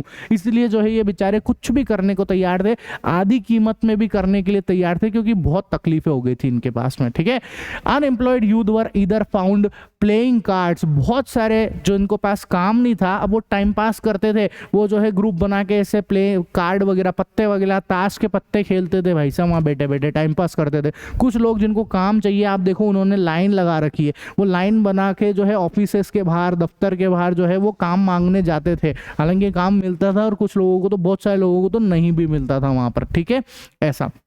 अब क्या था, बहुत सारे ऐसे लोग भी थे जवान लोग, अब उनके पास काम नहीं है, बेरोजगार हैं, कुछ सूझ नहीं पड़ रहा है तो गलत आदतों में पड़ गए भैया। तो गलत आदतों में पड़ने की वजह से वो जो है नशेबाजी करने लग गए, दारू पीने लग गए, सुट्टेबाजी, इन सब हरकतों में पड़ने लग गए थे। मतलब वहां पर जो है इलीगल एक्टिविटीज ज्यादा होने लगी थी, क्राइम एक्टिविटीज बहुत ज्यादा फैलने लग गई थी वहां पर। ठीक है, there was an atmosphere of deep despair all around. अब सोचो आजू बाजू में सब दूर हालत खराब होने लग गई है तो बेचारा तकलीफ ही तकलीफ, डर का माहौल बन जाएगा। जिनके पास थोड़ा भी पैसा है उनको भी डर लगेगा कि यार ये दूसरे लोग जिनके पास काम नहीं है मेरे से पैसा ना छीन ले, मेरा काम ना छीन ले, इस तरीके का माहौल हो गया था भैया वहां पर। The economic crisis had created deep uneasiness and fear among the people as the currency were being devalued। बहुत सारे लोगों को तो ये डर लगने लग गया था कि यार ये करेंसी इसी तरीके से नीचे जाती जाएगी, इकोनॉमिक क्राइसिस बढ़ते जाएगा तो हमारी तो सारी सेविंग ही खत्म होती जाएगी बेटा। ठीक है, the saving of the middle class specially salaried employees and pensioner were also shrinking. तो भैया उनकी सेविंग खत्म हो रही थी, मिडिल क्लास लोगों की भी हालत खराब हो रही थी, जो नौकरी पेशे वाले लोग थे उनकी भी हालत खराब हो जा रही थी बेटा। ठीक है, अच्छा अब क्या हुआ, due to the collapse of business the condition of small business, self employed people and retail trader were also getting worse. अब इतने हालत खराब हो रही है तो बिजनेसमैन बचेगा क्या बेचारा? सबसे पहले तो बैंड बिजनेसमैन की बचती है, तो छोटे मोटे बिजनेस थे, है ना, उन सब की हालत खराब हो गई थी, बिगड़ गए थे, उनके धंधे पानी सब बिगड़ गए थे वहां पर। This section of the society were afraid of proletarianisation, है ना, ये जो है इनको डर लगने लग गया था। किस चीज से? इनको प्रोलेटरनाइजेशन का डर था। अब बेसिकली प्रोलेटरनाइजेशन का मतलब क्या होता है, जैसे समझो कोई मिडिल क्लास का बंदा है, उसके पास ठीक ठाक पैसे है, अब पर उसका काम नहीं कर रहा, वो उसके पास कोई काम नहीं है, तो उसके पास जो सेविंग है वो धीमे धीमे जाती जाएगी, उसके खर्चे तो होंगे ना, क्योंकि उसको खाने पीने के खर्चे ये सब तो करना ही है, तो उसके हाथ से पैसा जाता ही जाएगा। और पैसा अगर उसके पास कम हो गया, खत्म हो गया, तो उसको मजबूरन जो है मजदूरों की जिंदगी जीनी पड़ेगी, मजदूरों वाला काम करना पड़ेगा। इसलिए वो डरते थे कि कहीं हमको मजदूरी ना करने पड़ जाए। इसको बोलते हैं बेटा प्रोलेटराइजेशन बेटा। ठीक है, ऐसा समझ में आया? ये मैंने जो समझाया आपको प्रोलेटराइजेशन का मतलब ऐसा, क्लियर है? Now it was the organised worker who had not lost their courage. अब खाली ऑर्गेनाइज्ड वर्कर ही ऐसे थे जिन्होंने अभी भी डर नहीं खोया था। ठीक है, उन्होंने अभी भी हिम्मत रख रहे थे और काम कर रहे थे जैसे तैसे। ठीक है, but the growing army of unemployed was also hurting their bargaining power. अब लोगों के पास पैसा नहीं था। अब मान लो बिजनेस चला के कितना चला लोगे आप, भैया पैसा ही नहीं है लोगों के पास, तो मान लो कोई 100 रुपए की चीज है तो लोग क्या आके बोलते हैं मेरे को 10 रुपए में दे दे। ऐसा हो सकता है क्या? 100 की चीज 10 रुपए में कर रहे हैं, मतलब बार्गेनिंग भी होती है तो 100 का 90 हो जाता, 80 हो जाता, 10 रुपए में चीजें खरीदने के लिए तैयार है, तो बिजनेस तो सब खराब होने वाले ही है फिर। ठीक है, ऐसा इतनी हालत खराब हो गई थी। Big businesses were in crisis, बड़े बड़े बिजनेसेस की हालत खराब हो गई। Large section of the farmer were suffering due to the unprecedented fall in the prices of agriculture product. Products, और जो किसान लोग हैं बेचारे उनकी भी हालत खराब हो गई थी, क्योंकि एग्रीकल्चर जो प्रोडक्ट्स है उनकी प्राइसेस जो है बेटा वो भैया खतरनाक तरीके से गिरने लग गई थी। मतलब इनकी अनाज ही कोई खरीदना पसंद नहीं कर रहा था, बहुत सारी तकलीफें हो गई थी इनकी, ठीक है। The youth so a bleak future, बेचारे जो लोग हैं, यूथ है, उनका भविष्य अंधकार में आ चुका था। The hearts of the woman who failed to feed their children were also sinking, बेचारे कई महिलाओं का दिल बैठ गया था। क्यों? क्योंकि वो अपने बच्चों को खाना पीना ही ढंग से नहीं करा पा रही थी, इसलिए बहुत तकलीफमय वातावरण हो गया था वहां का, ठीक है। ऐसा अब क्या हुआ, at the political level the Weimar republic was going through a delicate period, मतलब कि पॉलिटिकल लेवल पे वीमर रिपब्लिक की बैंड बज गई थी। ये सब लोग क्या मान रहे थे कि ये सब किसकी वजह से हो रहा है, वीमर रिपब्लिक की वजह से हो रहा है, इसलिए उसको ही गालियां देते थे, ठीक है। There were some shortcomings in the Weimar constitution due to the which the republic could become a victim of instability and dictatorship at any time. इस वीमर रिपब्लिक में कुछ कमियां थी, उस कमियों की वजह से लोग ऐसा मानते थे कि अब बहुत ही जल्दी जो है वहां पर तानाशाही आने वाली है, डिक्टेटरशिप आने वाली है, वहां सरकार जो है वो गिरने वाली है और वहां पर डिक्टेटरशिप आएगी बेटा, ठीक है। ऐसा one of this shortcoming was related to proportional representation, है ना। मतलब ये शॉर्ट कमिंग किसकी वजह से आ रही है, प्रोपोर्शनल रिप्रेजेंटेशन के वजह से आ सकती है, ठीक है। अब ये कैसे आ सकती है, इस बात को समझते हैं कि ये प्रोपोर्शनल रिप्रेजेंटेशन किसको कहते हैं। देखो हो क्या रहा था, इतना खतरनाक माहौल हो गया था कि जिसकी वजह से लोग बाग जो किसी कोई एक सरकार को चुन ही नहीं रहे थे, वहां पे कोई सी भी एक गवर्नमेंट मेजोरिटी में नहीं आ रही थी। वहां पर हर बार क्या हो रहा था, कोलिशन गवर्नमेंट बन रही थी, मतलब गठबंधन की सरकार, जैसे अपने यहाँ होती कि नहीं होती कोलिशन गवर्नमेंट, गठबंधन, मतलब कोई भी एक पार्टी जो है उसको मेजोरिटी में नहीं जीती तो फिर वो पार्टियां क्या करते, आपस में दो पार्टियां मिलकर जो है वो अपने आप से गवर्नमेंट बनाती है, इसको कोलिशन गवर्नमेंट बोलते हैं बेटा, ठीक है। इस गवर्नमेंट के बहुत सारे नुकसान भी होते हैं। नुकसान क्या है, मान लो किसी एक पार्टी का दूसरी पार्टी के नेता से नहीं बन रहा है, वो आपस में गठबंधन तो कर लिया उन्होंने, कोलिशन तो कर लिया, उनका बन नहीं रही है, तो वो अलग चलेगा, ये अलग चलेगा, तो दोनों की बात नहीं बनेगी, तो गवर्नमेंट ढंग से काम नहीं करेगी, तो इसका नुकसान किसको झेलना पड़ेगा, जो जनता है उनको झेलना पड़ेगा। तो फिर लोगों की बैंड बजना चालू हो जाती है इसके अंदर, ठीक है। ऐसा every time the coalition government was coming to power, हर बार यही हो रहा था, कोलिशन गवर्नमेंट आ रही थी इसलिए लोगों को तकलीफ झेलने पड़ गई थी, ठीक है। और एक और प्रॉब्लम क्या थी, the second problem was due to article 48, मतलब एक आर्टिकल 48 था, उसकी वजह से भी प्रॉब्लम हुई थी। उस आर्टिकल के हिसाब से क्या हो रहा था, इस 48 के हिसाब से जो पावर है which give the president the power to impose emergency, मतलब प्रेसिडेंट को पावर दे दी गई थी किस चीज के लिए, इमरजेंसी घोषित कर दो भैया। इतनी तकलीफें हो रही है, इतनी सारे लड़ाई मार कूट हमले वगैरह इतना हो रहा है, खाने पीने के फोड़े, महंगाई बढ़ती जा रही है, सब कुछ हो रहा है, तो भैया प्रेसिडेंट ने जो है इमरजेंसी घोषित कर दी थी वहां पर, ठीक है। ऐसा तो during its short life span the Weimar republic was ruled by 20 cabinets with an average tenure of no more than 239 days, मतलब सिर्फ और सिर्फ 239 डेज का ही कार्यकाल था। इसी बीच में उसने वीमर रिपब्लिक ने इतनी सारी तकलीफें झेली थी और बहुत बैंड बजी थी इसकी, ठीक है। जब इतनी तकलीफें हो रही है, वहां की गवर्नमेंट ठीक से काम नहीं हो रही है, इसी टाइम पर जो है भैया हिटलर को मौका मिला, है ना। तो हमारा जो नेक्स्ट टॉपिक आता है वो आता है the rise of Hitler. This deepening crisis in the economy, politics and society clear the way for Hitler rise to the power. इतनी सारी समस्या, इतने सारे क्राइसिस जो हो रहे थे, उन सब ने जो है हिटलर को पावर में आने का रास्ता दिखा दिया था, फिर हिटलर की एंट्री हो गई थी वहां पर, ठीक है। अब हम ये समझते हैं कि हिटलर का जन्म कहां पर हुआ, पहले इस चीज को समझ लेते हैं कि उनका बचपना कैसा रहा बेटा, ठीक है। तो जो हिटलर है उसका जन्म ऑस्ट्रिया के अंदर हुआ था, एक बहुत ही गरीब परिवार के अंदर हुआ था, भूखमरी जैसी हालत इन्होंने देखी थी बेटा, ठीक है। ऐसा हिटलर क्या है ना, बचपन मतलब थोड़े से जब बड़े हुए तो ये पेंटर, मतलब पेंटिंग्स वगैरह बनाया करते थे, पर इनका पेंटिंग्स का काम उतना अच्छा नहीं चला। जब बिक्री नहीं हुई, चीजें अच्छी से नहीं चली, तो हालत खराब हो गई थी, पैसे मिल नहीं रहे थे, तो पैसे तो कमाएगा ना इंसान, तो इसलिए फिर इन्होंने क्या किया, इन्होंने जो है सेना को ज्वाइन कर लिया था, मिलिट्री को ज्वाइन कर लिया था बाद में इन्होंने, ठीक है। जब इन्होंने मिलिट्री को ज्वाइन किया तो ये वहां पर जो है बेटा एक मैसेंजर का काम करते थे। मैसेंजर का मतलब वो होता है जो भी मैसेज होता है उसको एक जगह से दूसरी जगह पहुंचाने का काम करते थे, ठीक है। इनकी ये जॉब थी वहां पर। हालांकि देखो उस समय व्हाट्सएप वगैरह तो होते नहीं थे ना, इसलिए ऐसे लोगों की जरूरत पड़ती भी थी उस समय, ठीक है ऐसा। अब क्या हुआ कि हिटलर जो है उनको बाद में ये काम करते रहे, जैसे तैसे इन्होंने अपना काम किया, फिर इनको जो है ही बिकम अ कॉर्पोरल, बाद में क्या बन गए, एक कॉर्पोरल बन गए थे। ये कॉर्पोरल और कुछ नहीं होता है, एक तरीके का पद दिया जाता है मिलिट्री के अंदर बेटा, ठीक है, एक जो है पोस्ट है ये, है ना। इन्होंने उसको ज्वाइन, उसको जो है इनको कॉर्पोरल बन गए थे, और ये जुनूनी तो थे ही सही, बहादुर भी थे, इसलिए इन्होंने काफी सारे मेडल्स वगैरह भी जो है वहां पर जीते थे इन्होंने वहां पे, ठीक है ऐसा। The defeat of the German army shook him but the treaty of Versailles enraged him, है ना।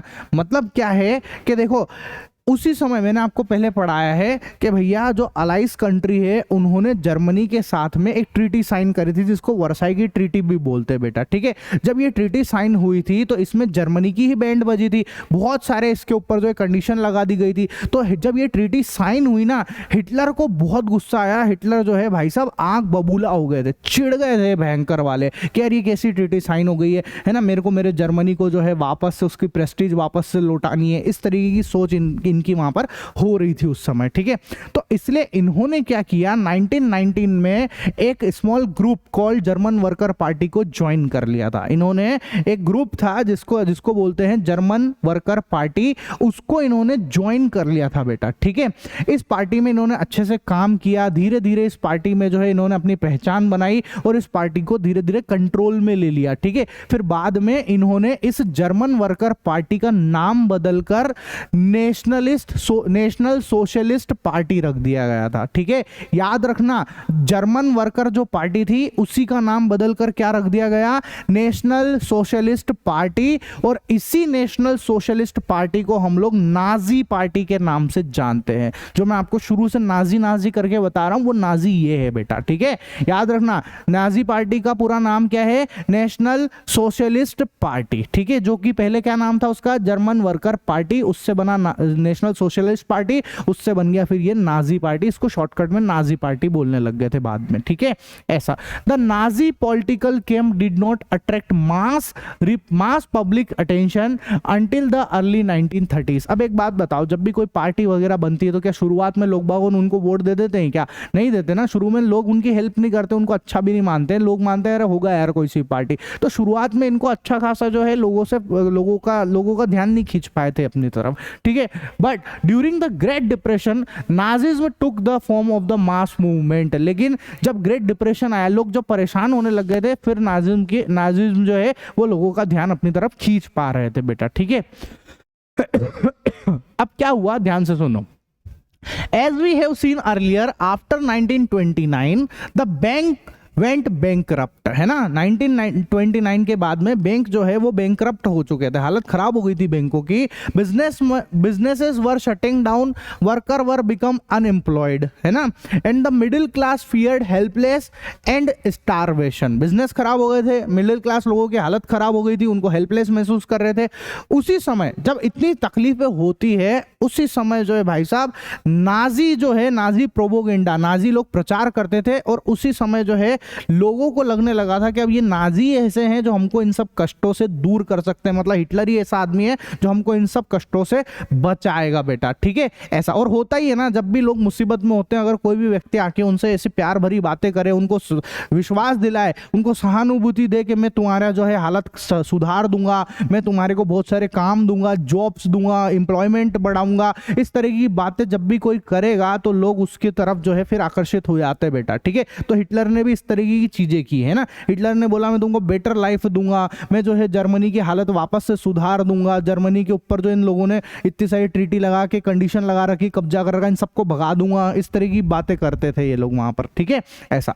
अब मैंने आपको बताया कि शुरुआत में नाजी पार्टी को लोगों ने वोट नहीं दिए थे, है ना। शुरुआत में तो उसको लोग पसंद नहीं करते थे नाजी पार्टी को। तो क्या हुआ, नाजी अब धीरे धीरे पहचान में आने लग गई थी लोगों के। तो क्या है, 1929 में नाजी पार्टी ने भैया क्या किया, won only 2.6% of the vote in the election to the German parliament the Reichstag. मैंने आपको बताया जो राइक्सटाग करके जो जर्मन पार्लियामेंट थी उसके अंदर जब नाजी ने वोटिंग कराई, चुनाव लड़े, तो उसमें सिर्फ और सिर्फ उनको जो है 2.6% ही वोट मिले थे 1929 में।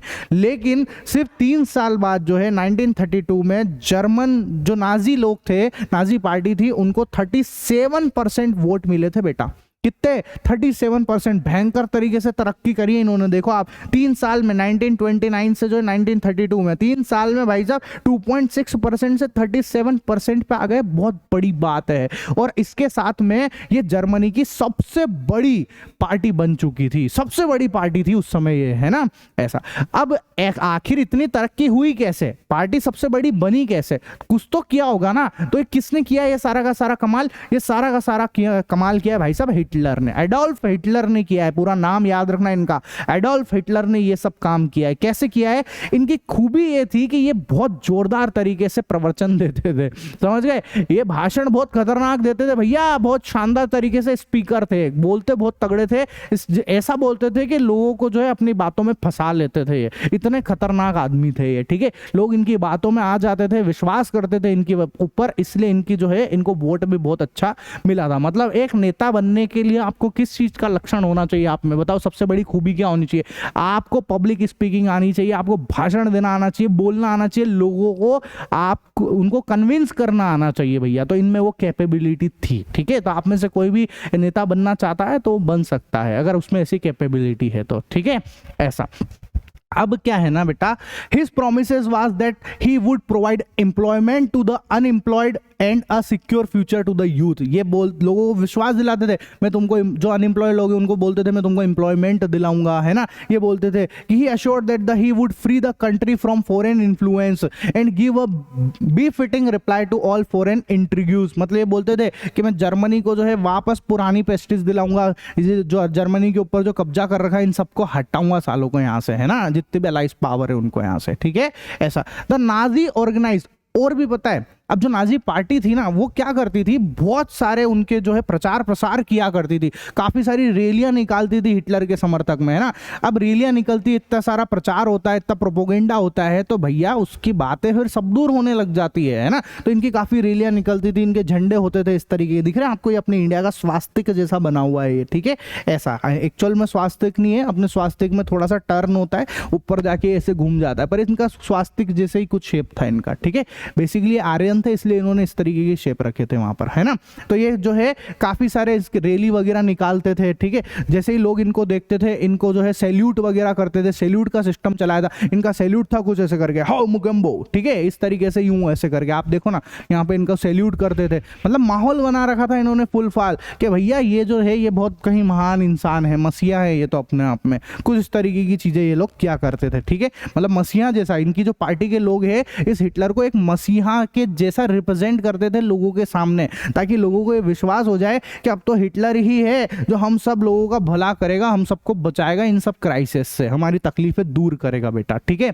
इसी के बाद आता है हमारा नेक्स्ट टॉपिक जो कि है the destruction of democracy. 30 January 1933 president Hindenburg ने जो है हिटलर को चांसलर बना दिया था बेटा, ठीक है। मतलब इसको चांसलर की पोस्ट जो है यहां पर दे दी थी।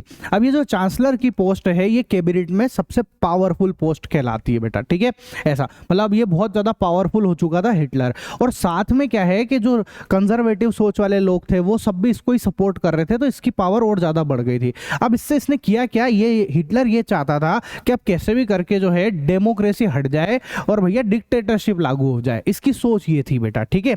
अब हुआ क्या कि वहां पे जर्मनी की जो संसद है जिसको पार्लियामेंट भी बोलते हैं, मैंने आपको बताया, जिसका नाम क्या है राइक्सटैग करके है ना, वहां पर मिस्टीरियस तरीके से आग लग गई थी। अब वो आग किसने लगाई, कैसे लगाई, क्यों लगाई, ये किसी को भी नहीं पता है, इसीलिए शब्द क्या लिखा हुआ है, मिस्टीरियस फायर, मतलब मिस्टीरियस तरीके से आग लगी थी बेटा, ठीक है। इस आग ने हिटलर का रास्ता और ज्यादा खोल दिया था, हिटलर को बेनिफिट था इससे। तब आप समझ सकते हो कि हो सकता है आग किसने लगाई हो वहां पर, ठीक है ऐसा। अब जब ये आग लगी ना तो क्या हुआ, the fire decree promulgated on 28 February 1933 suspended civil rights such as freedom of expression, press and assembly. मतलब इसकी वजह से जो फायर डिक्री थी वहां पे ना, फायर डिक्री ने क्या किया, उन्होंने फ्रीडम ऑफ राइट्स जो है उसको सस्पेंड कर दिया, सिविल राइट्स को सस्पेंड कर दिया, फ्रीडम ऑफ एक्सप्रेशन को सस्पेंड कर दिया, प्रेस मतलब मीडिया वगैरह इन सब चीजों को जो है सस्पेंड कर दिया गया था उस समय। ठीक है, ये जो सस्पेंड किया था ना, ये किसकी वजह से, हिटलर ने किया ये सब काम, है ना। जबकि इन सब चीजों को तवज्जो दी जाती थी, कब दी जाती थी, वाइमर रिपब्लिक के अंदर इन सब चीजों की वैल्यू थी बेटा। ठीक है, लेकिन हिटलर ने तो इन सब चीजों को ही बंद कर दिया था वहां पर।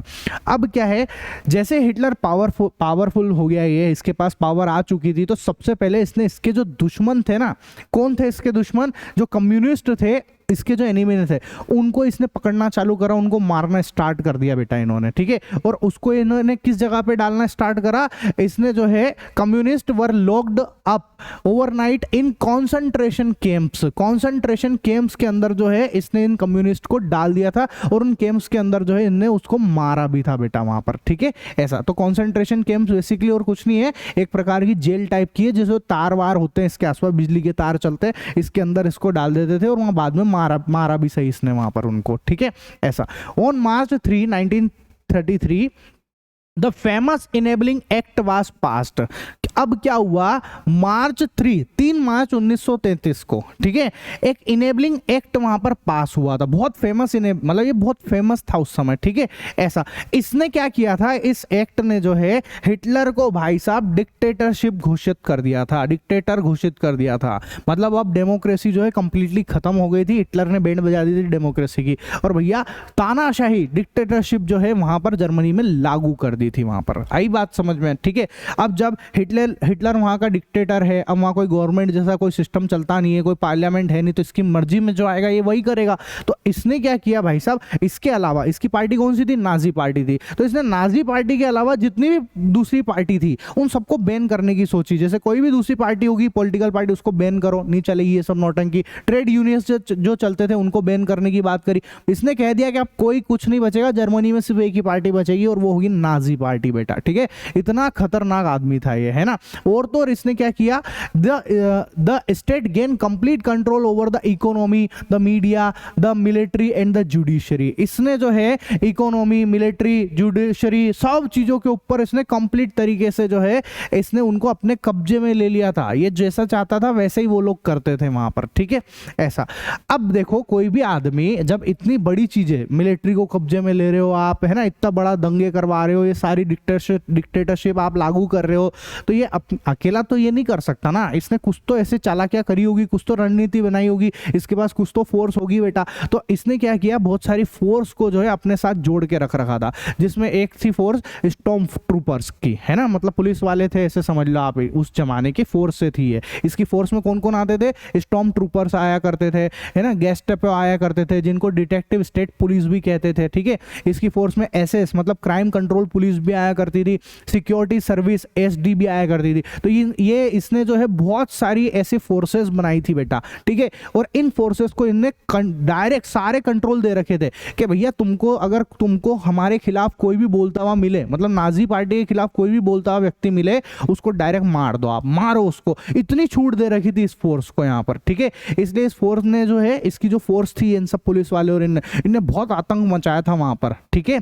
इसीलिए क्या कहते हैं भैया कि जो नाजी स्टेट था, the image of a derated criminal state, मतलब कि नाजी स्टेट को बहुत क्रिमिनल स्टेट भी बोलते हैं बेटा। बहुत वहां पे बहुत ज्यादा जो है इन लोगों ने खूब नौटंकियां करी थी, खूब लोगों को मारा था वहां पर, है ना। इसके बाद आता है रिकंस्ट्रक्शन।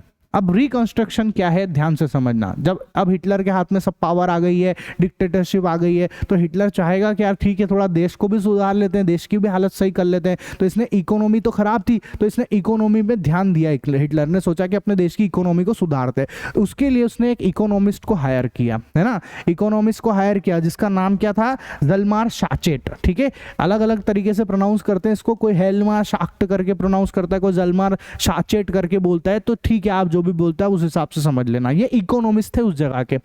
तो इसने क्या किया, इसने जो गवर्नमेंट के पैसे थे, इकोनॉमिस्ट तो भैया तरक्की कराने का ही काम करेगा, तो इसने जो गवर्नमेंट का फंड था, है ना, जो भी जितना भी पैसा देश के पास में था, उस पैसे को इसने काम पे लगाया। इसने जो है उस पैसे की मदद से बड़े बड़े इंडस्ट्रीज खोली, है ना, अच्छे अच्छे उद्योग बनाए, अच्छे अच्छे काम निकाले, लोगों को रोजगार दिया, एम्प्लॉयड किया, ऐसे सारे इन्होंने काम किए थे बेटा, ठीक है। और इन्होंने बहुत सारे ऐसे प्रोजेक्ट निकाले थे, बहुत सारे ऐसे प्लान बनाए थे, है ना, जिससे देश की तरक्की होती थी, ठीक है।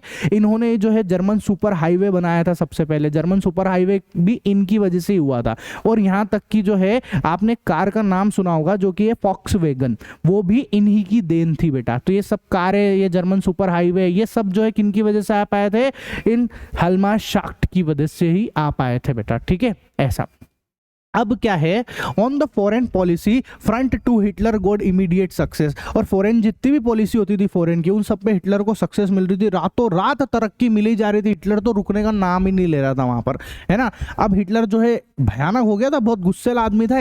इसको जब तरक्की भी इतनी मिल रही, इसके पास पावर भी है, तो इसने क्या किया, इसकी जो जर्मनी के अंदर जो इसकी जगह थी, जिसको हम बोलते हैं राइनलैंड, है ना, राइनलैंड के ऊपर जो है किसका कब्जा था, अलाइस कंट्री का कब्जा था। याद है मैंने आपको शुरू में बताया है ना, ये जो है अलाइस कंट्री ने इस जगह के ऊपर कब्जा भी कर रखा था।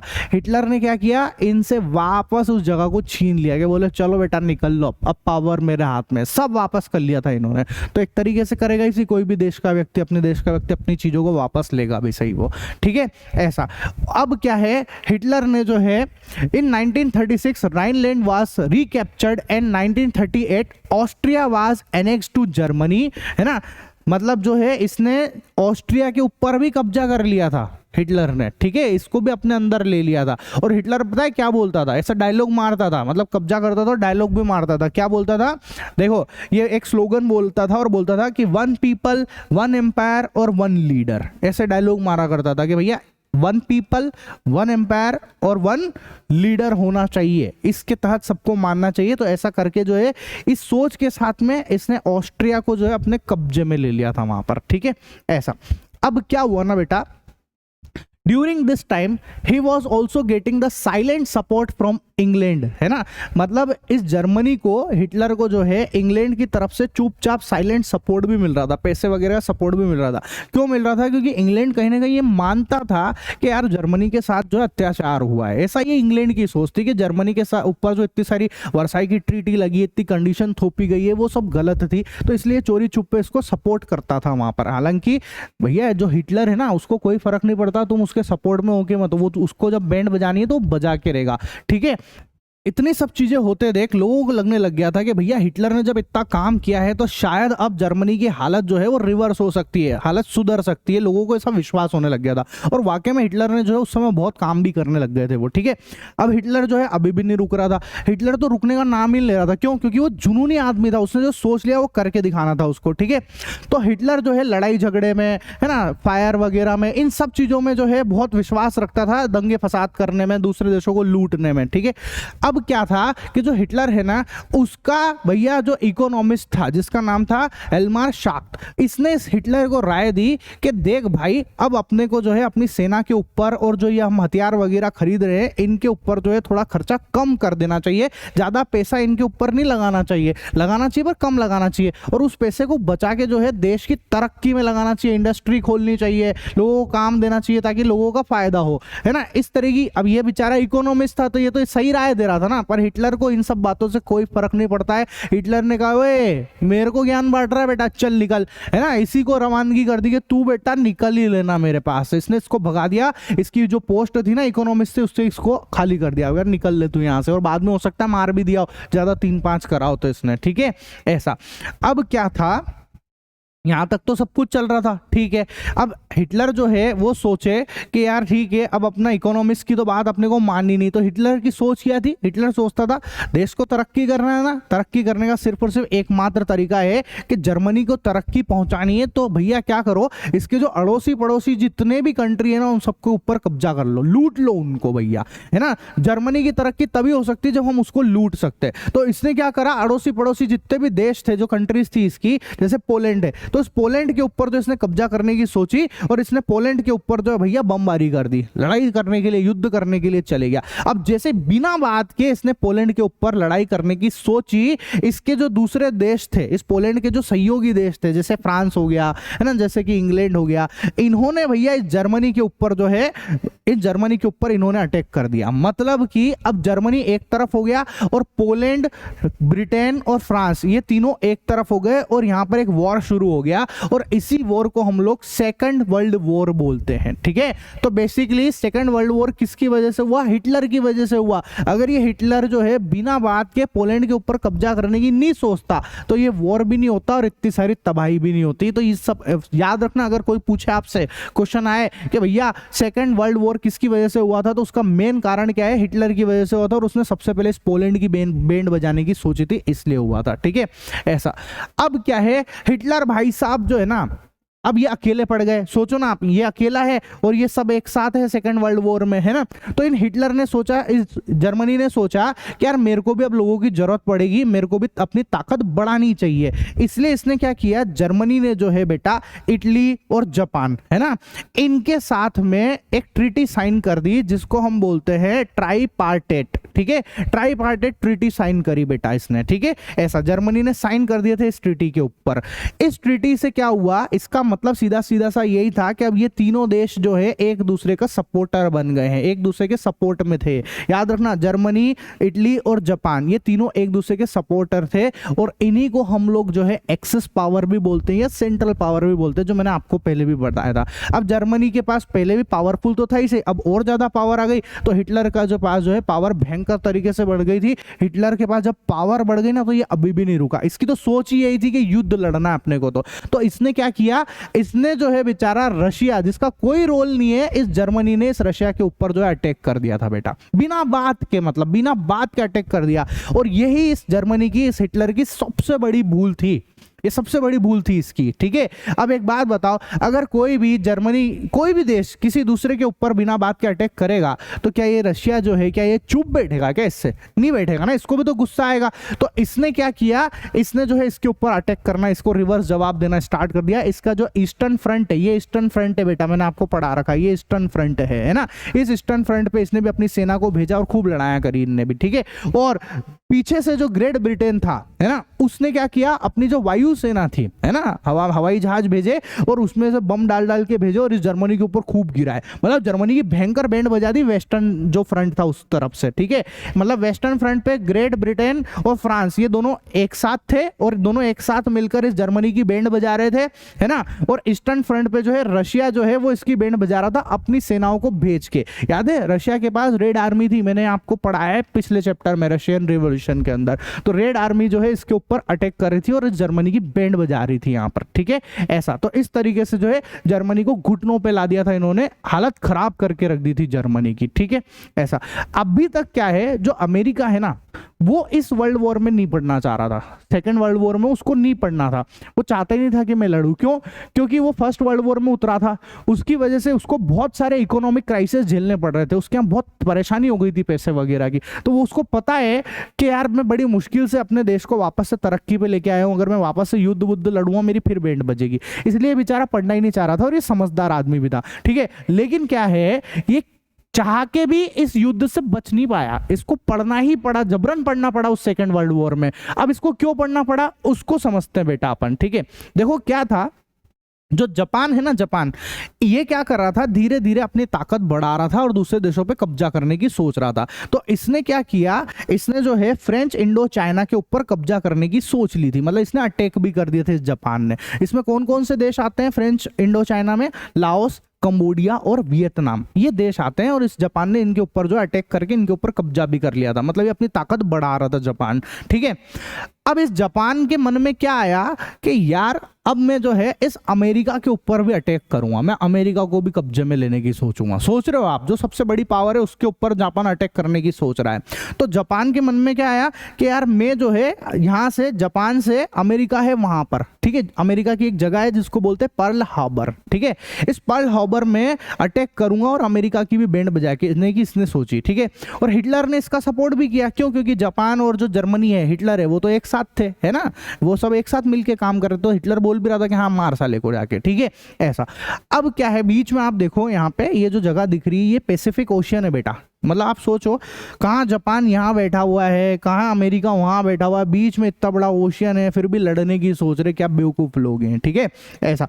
जापान ने क्या किया, अपनी जो है नौसेना भेजी, है ना, और मिलिट्री को भेजा, अपने सिपाहियों को भेजा, और अमेरिका के ऊपर जो पर्ल हार्बर करके जगह थी वहां पर जो है इसने भैया युद्ध लड़ना चालू कर दिया, वहां अटैक कर दिया। अब आप बताओ यार, अमेरिका चुप बैठेगा क्या? उसको गुस्सा आया, उसने भैया वहीं से एक परमाणु बम फेंका वहीं से, है ना, परमाणु बम छोड़ दिया, और भैया किसके ऊपर? जापान के ऊपर छोड़ा, और जापान की जो है बैंड बजा के रख दी, ठीक है। एटॉमिक बम होता है ये, बहुत पावरफुल बम होता है, इससे जो है पूरी तबाही मच गई, और जो सेकंड वर्ल्ड वॉर है यहीं पे खत्म हो गया था। बस ये जैसे अमेरिका ने धमाका करा, सेकंड वर्ल्ड वॉर का जो है एंड हो गया था बेटा वहां पर, ठीक है। याद रखना, एटॉमिक बम जो है जापान के 2 शहरों के ऊपर गिरे थे, एक का नाम था हिरोशिमा, एक का नाम था नागासाकी। और ये इतने भयानक है कि इसने 200 किलोमीटर तक के एरिया में सबको जला के रख दिया, सबको मार दिया था वहां पे। इतना खतरनाक इसका इफेक्ट है। और आज तक भी जो है जापान में उस एरिया के आसपास जन्म लेने वाले बच्चे, हो सकता है आज भी थोड़े लूले लंगड़े इस टाइप के जो है पैदा हो सकते हैं, स्पेशली एबल चाइल्ड बन जाते हैं वो, ठीक है। चांसेस है ऐसे आज भी होने के, इतनी पुरानी बात होने के बावजूद भी। तो इतना खतरनाक इंपैक्ट है इस एटॉमिक बम का, ठीक है, एटम बम का। अब क्या है, ये सब किसकी वजह से हुआ भैया? ये सारा कांड किसने कराया? भाई साहब हिटलर ने कराया है ये, है ना।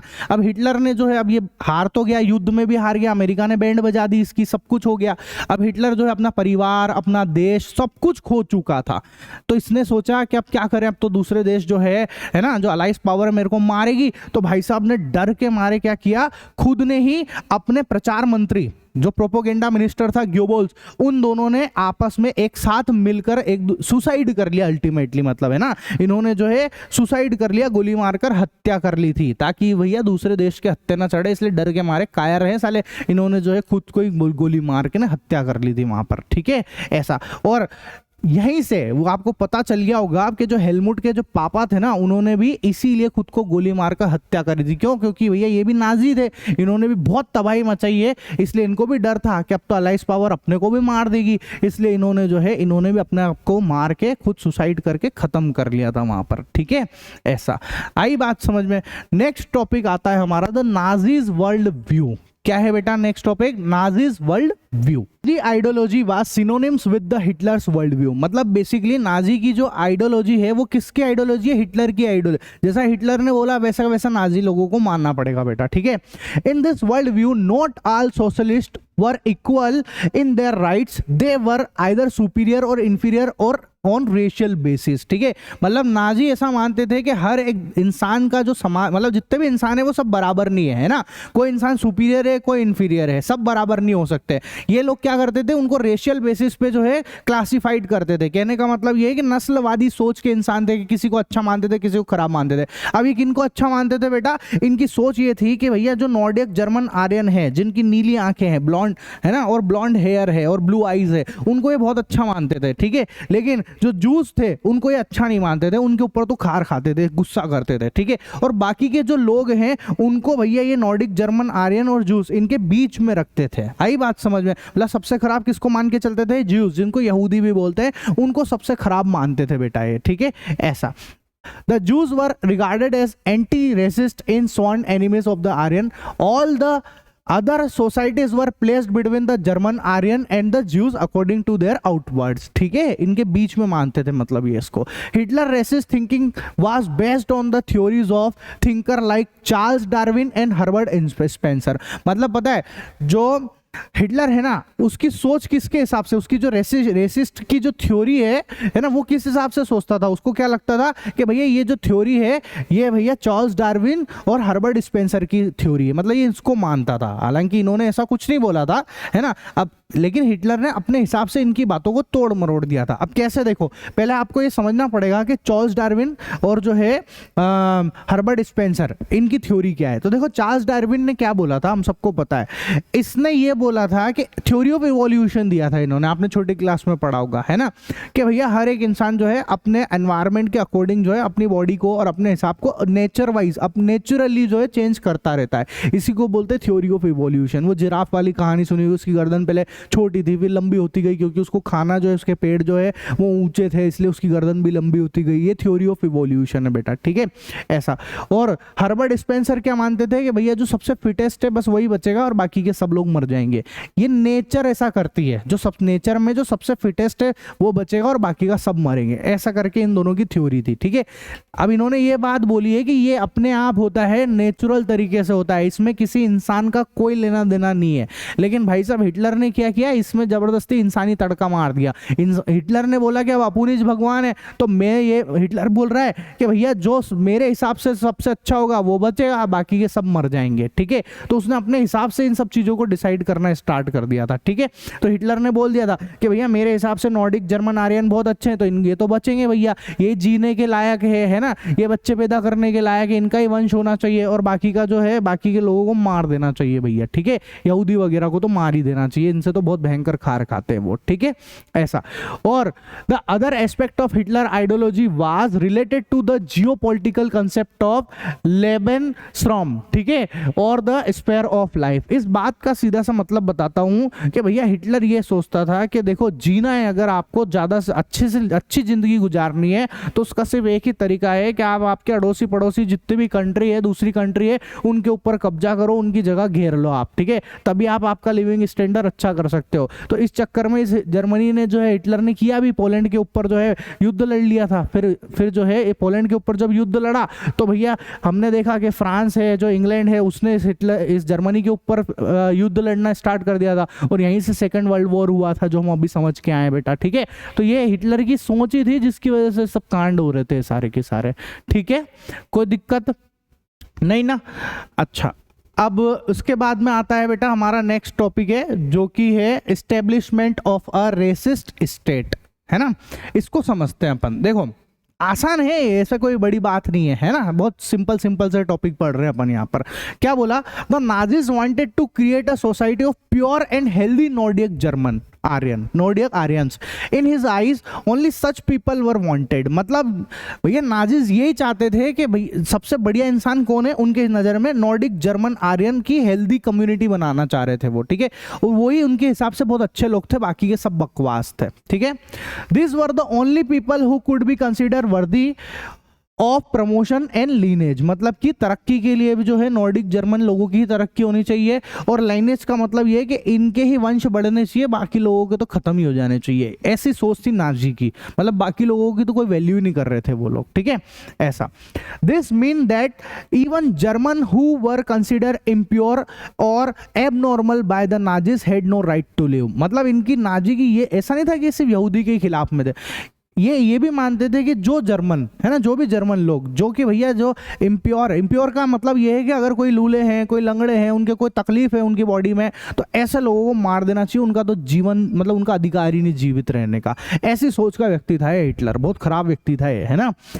Under the euthanasia mercy death program, Helmut's father, along with the other Nazi officer, executed innumerable Germans whom he considered mentally or physically unfit। मतलब वो अब हेलमुट के पापा भी नाजी थे, है ना, तो उनकी सोच भी यही थी कि जो मेंटली और फिजिकली फिट नहीं है उन सब जर्मन लोगों को, है ना, यहूदियों लोगों को, ज्यूस थे, उन सबको मार दो भैया आप, ठीक है ऐसा। इस तरीके की सोच वाले लोग थे वो हेलमुट के फादर भी, इसीलिए तो फिर उन्होंने बाद में सुसाइड किया था बेटा, ठीक है ऐसा। It was just Jews who were categorised as unwanted. ऐसा नहीं था कि सिर्फ जूज जो है वही इनकी नजर में अच्छे नहीं थे, बाकी के दूसरों को भी अच्छा नहीं मानते थे। जैसे मैं बताऊं, ये जिप्सीज जो है ना उनको भी अच्छा नहीं मानते थे। अब ये जिप्सीज क्या है, ये रशियन बंजारे, जैसे अपने यहाँ बंजारा कम्युनिटी है ना, ऐसे वहां पर भी इस तरह की कम्युनिटी जो है जिप्सीज, मतलब बेसिकली बंजारी है ये, वो रशिया के बंजारे, उनको ये अच्छा नहीं मानते थे, है ना, उनको जो है ये मारने की सोचते थे कि ये लोग अच्छे लोग नहीं है। ऐसे ही जो ब्लैक्स थे, है ना, जो जिनका कलर काले रंग के लोग, उनको भी ये लोग अच्छा नहीं मानते थे, ठीक है। इन सब के खिलाफ में था ये सारा का सारा, है ना, और ये चाहता था कि इनको मार ही दिया जाए बेटा, ठीक है ऐसा। अब क्या है, when Germany occupy parts of the Poland and Russia, the local people were put to work like slaves in horrible condition. अब क्या था, जो जर्मनी, मैंने आपको बताया था, याद है, जर्मनी ने शुरुआत में थोड़े समय के लिए जो है रशिया और पोलैंड के ऊपर कब्जा कर लिया था, मतलब ये जीत गया था, इसने लड़ाई वड़ाई करी थी तो शुरुआत में कब्जा कर लिया था इसका कुछ हिस्से के ऊपर, ठीक है। अब जिस भी हिस्से के ऊपर इसने कब्जा करा तो वहां के लोगों से जबरदस्ती काम कराता था, मजदूरी कराता था, और मजदूरी भी इतनी कि भैया सोने ही नहीं दे रहा उनको, इतना परेशान करता था, खाने पीने नहीं देता था, परेशान करता था बेचारा। मतलब इसके, मतलब हिटलर के क्या है, इंसानियत नाम की चीज ही नहीं थी, इतना बेकार आदमी था ये बेचारा, ठीक है। बेचारा तो नहीं बोलना चाहिए, है ना, खराब इंसान था, भयंकर वाला। आई बात समझ में, ठीक है। भूखा मार देता था बेचारे मजदूर लोगों को। In Nazi Germany the Jews were the worst sufferers, मतलब नाजी जर्मनी में सबसे बुरा, पता है ये किसको मानता था, ज्यूस को मारता था। और क्यों मानते थे ये, क्योंकि इनका सोच ऐसी थी कि ज्यूस ने जो है इनके जो भगवान है जीसस क्राइस्ट, उनको मारा था भैया, है ना। इनको क्या लगता था कि ज्यूस ने जो है जीसस क्राइस्ट को मारा है, इसलिए भैया जो है ये ज्यूस से नफरत करते थे, चिढ़ते थे उनके ऊपर ये, ठीक है, ऐसा। और ये मानते थे कि जो भैया ज्यूस लोग है ना, वो भैया मर्डरर्स है ना, यूसुरियस है, मतलब सूदखोर हैं, ब्याज बट्टा का काम करते हैं, ब्याज का काम करते हैं और सूद खाते हैं, और इस तरीके के लोग इनको, मतलब इनको बुरा मानते थे अल्टीमेटली, ठीक है। Until medieval times Jews were forbidden to own land, है ना। अब क्या था, जो जूस थे ना उनको जो है भैया जमीन खरीदने की अनुमति नहीं थी, जमीन नहीं खरीदने देते थे उनको, बिना जमीन के रखते थे, ठीक है। These people mainly made their living by doing business and money lending. अब ये लोग जो है ना, ये जूस, ये क्या करते थे, ये पैसा कैसे कमाते थे, या तो बिजनेस करते थे या फिर पैसा उधार बांटते थे और उसके बदले में इंटरेस्ट से कमाते थे, ब्याज से कमाते थे, इस तरीके के काम करते थे भैया, ठीक है। They lived in ghettos isolated from the rest of the society, है ना। मतलब ये जो ज्यूस लोग हैं इनको वहाँ समाज में रह नहीं सकते थे, इनको वहाँ छूट नहीं दे रखी थी। अगर गलती से आ जाते ना कि वहाँ पर जो है जर्मन नॉर्डिक आर्यन के बीच में मार देते थे, इसलिए बेचारे अलग जगह पे रहते थे, और जिस जगह पे रहते थे उनको घेटोस कहते थे बेटा। क्या कहते थे, घेटोस, हिंदी में दड़बा करके होता है ये, वहाँ पर रहा करते थे ये लोग, ठीक है। From 1933 to 1938 the Nazis terrorise the Jews in various ways, है ना। मतलब नाजी ने जूस को बहुत तरीके से आतंकित किया, बहुत परेशान किया। Impoverished them and deprive them of means of the livelihood, मतलब उनकी जीवन जो है, उनकी जो जीविका है उसमें भी बहुत परेशान किया, उनको ढंग से खाने पीने नहीं दे रहे थे, उनको तरह तरीके से यातनाएं दे रहे थे, परेशान कर रहे थे, ठीक है, ऐसा। और उनको सोसाइटी से दूर ही रखते थे, बेटा तुम दूर ही रहना यहाँ से, है ना। The Jews began to leave the country in the second phase of the 1939-45। अब क्या है, देखो जूस ने, जब जूस को इतना परेशानी कर रखा है तो उन्होंने सोचा भाड़ में जाए यार, ये कंट्री छोड़ के निकल लो, इस कंट्री को, जर्मनी को छोड़ के चले जाओ। तो इन्होंने जब भागने की सोची ना वहां से, तो वहां पे पकड़ लिया इनको, और पकड़ के जो है जबरदस्ती गैस चेंबर में डाला, और भैया पॉइजनस गैस इनके ऊपर डाल के इनका दम घुटने से इनको मार दिया गया बेटा, ठीक है। और कौन सा गैस चेंबर था ये, पोलैंड के आसपास का गैस चेंबर था, वहां पर मारा था इन बहुत सारे जूस को वहां पर, ठीक है, ऐसा। इसके बाद आता है बेटा हमारा नेक्स्ट टॉपिक, जो कि है रेशियल यूटोपिया। क्या है, रेशियल यूटोपिया। अब देखो, in the shadow of war the Nazis set to building their murderous racist fantasy और ideal world, ठीक है। मतलब नाजिस ने क्या किया, इस वॉर के जो है ना, जो वर्ल्ड वॉर सेकंड चल रहा था, इसकी आड़ में इसने बहुत सारे लोगों को मार दिया था, ठीक है। दुश्मनी निकाल रहे थे यहूदियों से, जूस से, इस तरीके से। Genocide and war become two sides of the same coin, मतलब जेनोसाइड जो है वो इनके लिए बहुत नॉर्मल हो गया था भैया, ठीक है, मारना लोगों को। Defeated Poland was completely destroyed. इसने क्या किया, पोलैंड के ऊपर तो इसने कब्जा कर ही लिया था, इसने पोलैंड को जो है उसके ऊपर कंप्लीट तरीके से कब्जा करा और उसकी हालत खराब कर दी थी। मतलब ये वहां के जो लोग थे ना, उनको जो है वहां जर्मनी ने जैसे ही कब्जा करा इसके ऊपर, तो जर्मनी अपने लोगों को भेजता और पोलैंड के जो पोलिश लोग हैं उनको लात मार के भगा देता था, या उनको मार देता था, उनको कॉन्सेंट्रेशन कैंप में डाल दिया जाता था। इस तरीके की चीजें ये करता था ताकि जो है जर्मनी के लोग यहाँ पर रह सके, और दूसरे जो पोलिश लोग हैं उनको यहाँ से भगा दिया जाता था यहाँ पे, ठीक है, ऐसा।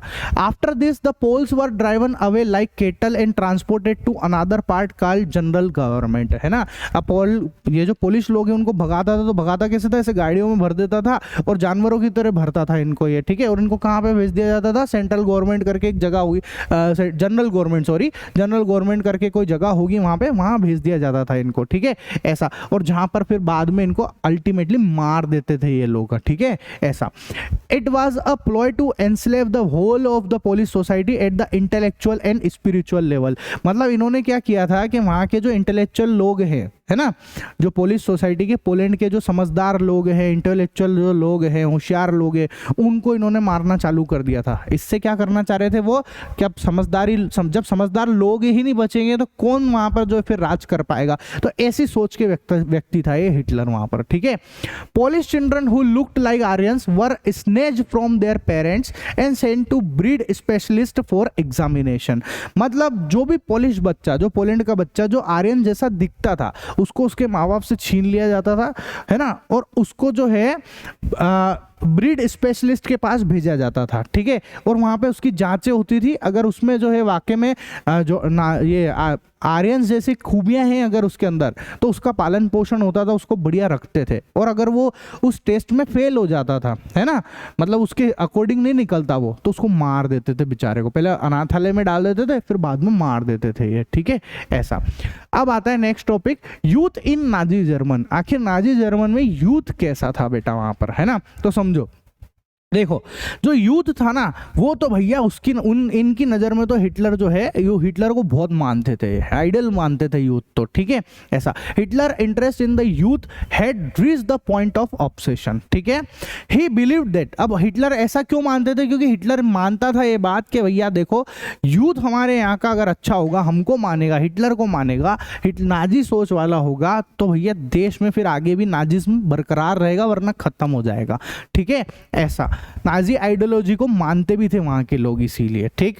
This required complete control over the children both inside and outside the school. अब भैया देखो हिटलर बहुत समझदार आदमी था, उसको पता थी ये बात कि देखो मेरे को अगर मेरी नाजिज्म को बरकरार रखना है तो मैं क्या करूं, स्कूलों के अंदर जो बच्चे पढ़ते हैं वहीं से उनके दिमाग में नाजिज्म आइडियोलॉजी डालना स्टार्ट कर दूं, ताकि वो शुरू से बचपन से ही मेरे को ही देखेंगे, मेरे बारे में सुनेंगे तो मेरे को ही भगवान मान के चलेंगे और मैं ही उनका सब कुछ करता धरता होगा। ऐसी सोच का आदमी था ये, है ना। इसीलिए वो स्कूल के बच्चों को जो है बहुत सारी पहले से नाजिज्म आइडियोलॉजी पढ़ाया करता था बेटा वहां पर, ठीक है, ऐसा।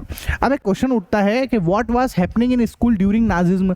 नाजिज्म जब चल रहा था उस समय स्कूल के अंदर क्या चीजें हो रही थी, मतलब तो देखो क्या हो रहा था कि वहां के जो कुछ टीचर जो कि ज्यूस थे उनको मार दिया जा रहा था, उनको बाहर निकाल दिया जा रहा था। जो नाजिज्म को सपोर्ट नहीं करते थे उन टीचरों को लात मार के भगा रहे थे वो लोग, ठीक है, ऐसा। और इन्होंने क्या किया, इनकी जो स्कूल की किताबें हैं उसमें देखो, teacher who appeared Jewish or politically untrustworthy were first remove from their jobs and later put to death, मार देते थे उनको। German and Jewish children could not sit and play together, और जर्मन और जो जूइश बच्चे हैं उनको एक साथ नहीं बैठने देते थे, ना ही एक साथ खेलने देते थे। जूस से तो वैसे ही नफरत करते थे, तो बचपन से ही वो नफरत की भावना उन बच्चों के अंदर डाली जा रही थी जूस के प्रति, ठीक है, ऐसा।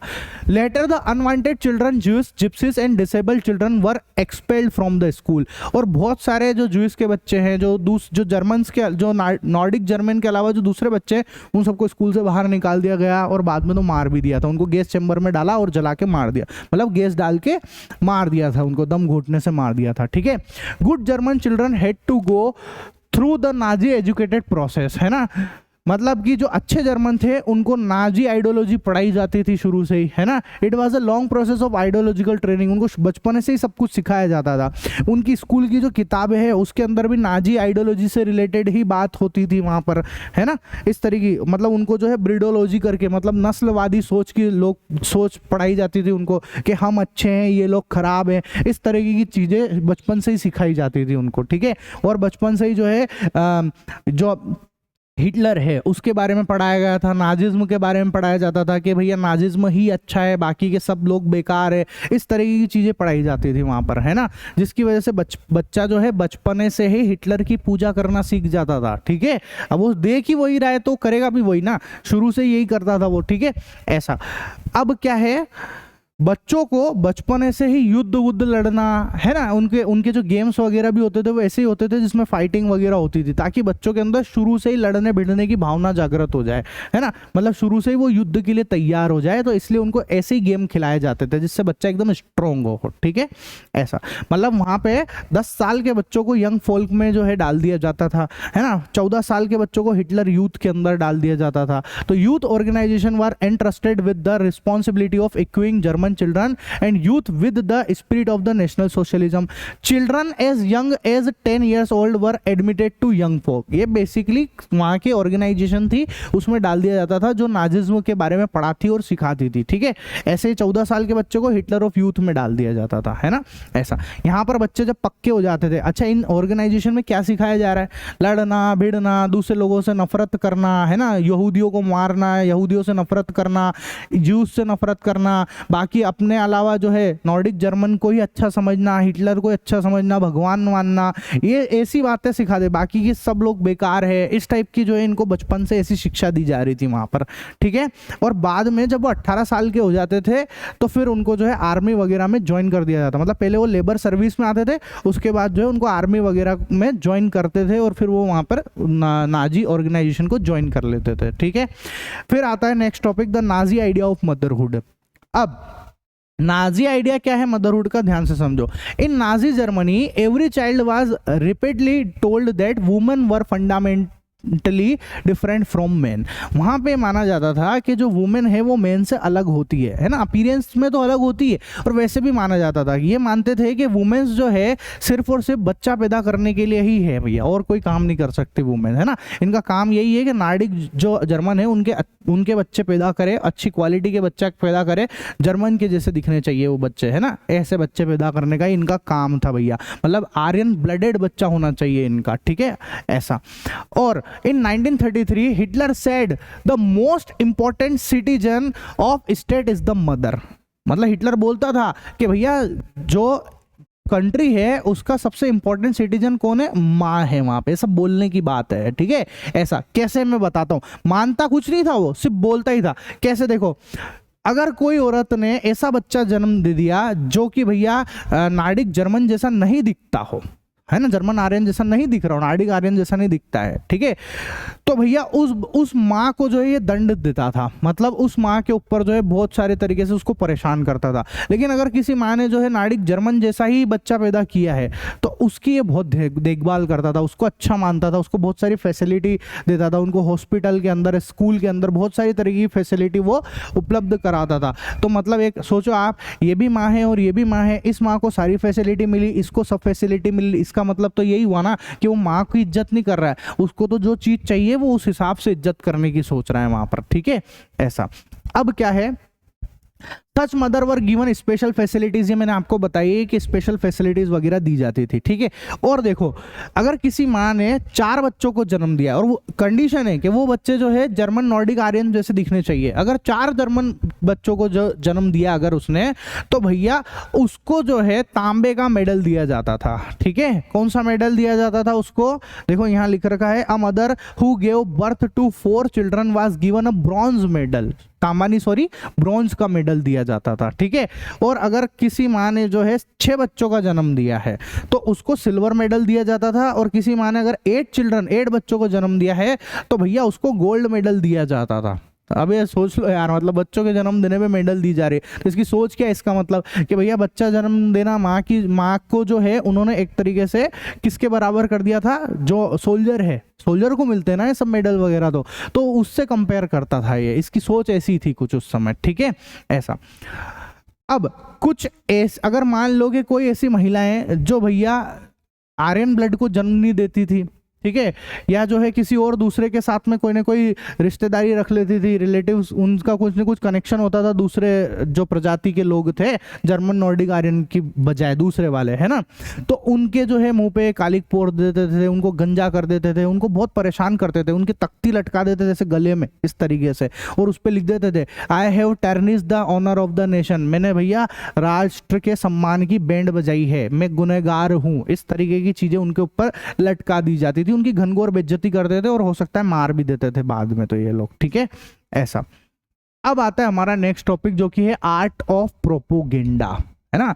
प्रोपोगेंडा का मतलब होता है प्रचार करना, सीधा सीधा सा. तो ये प्रचार कैसे करते थे उस चीज को समझना. ठीक है, the Nazi regime cleverly used language and the media and took advantage of them tremendously. मतलब जो नाजी थे वो भैया बहुत सारे मीडिया को, इन सब चीजों से बहुत अच्छे तरीके से प्रचार करते थे वो लोग. ठीक है, ऐसा.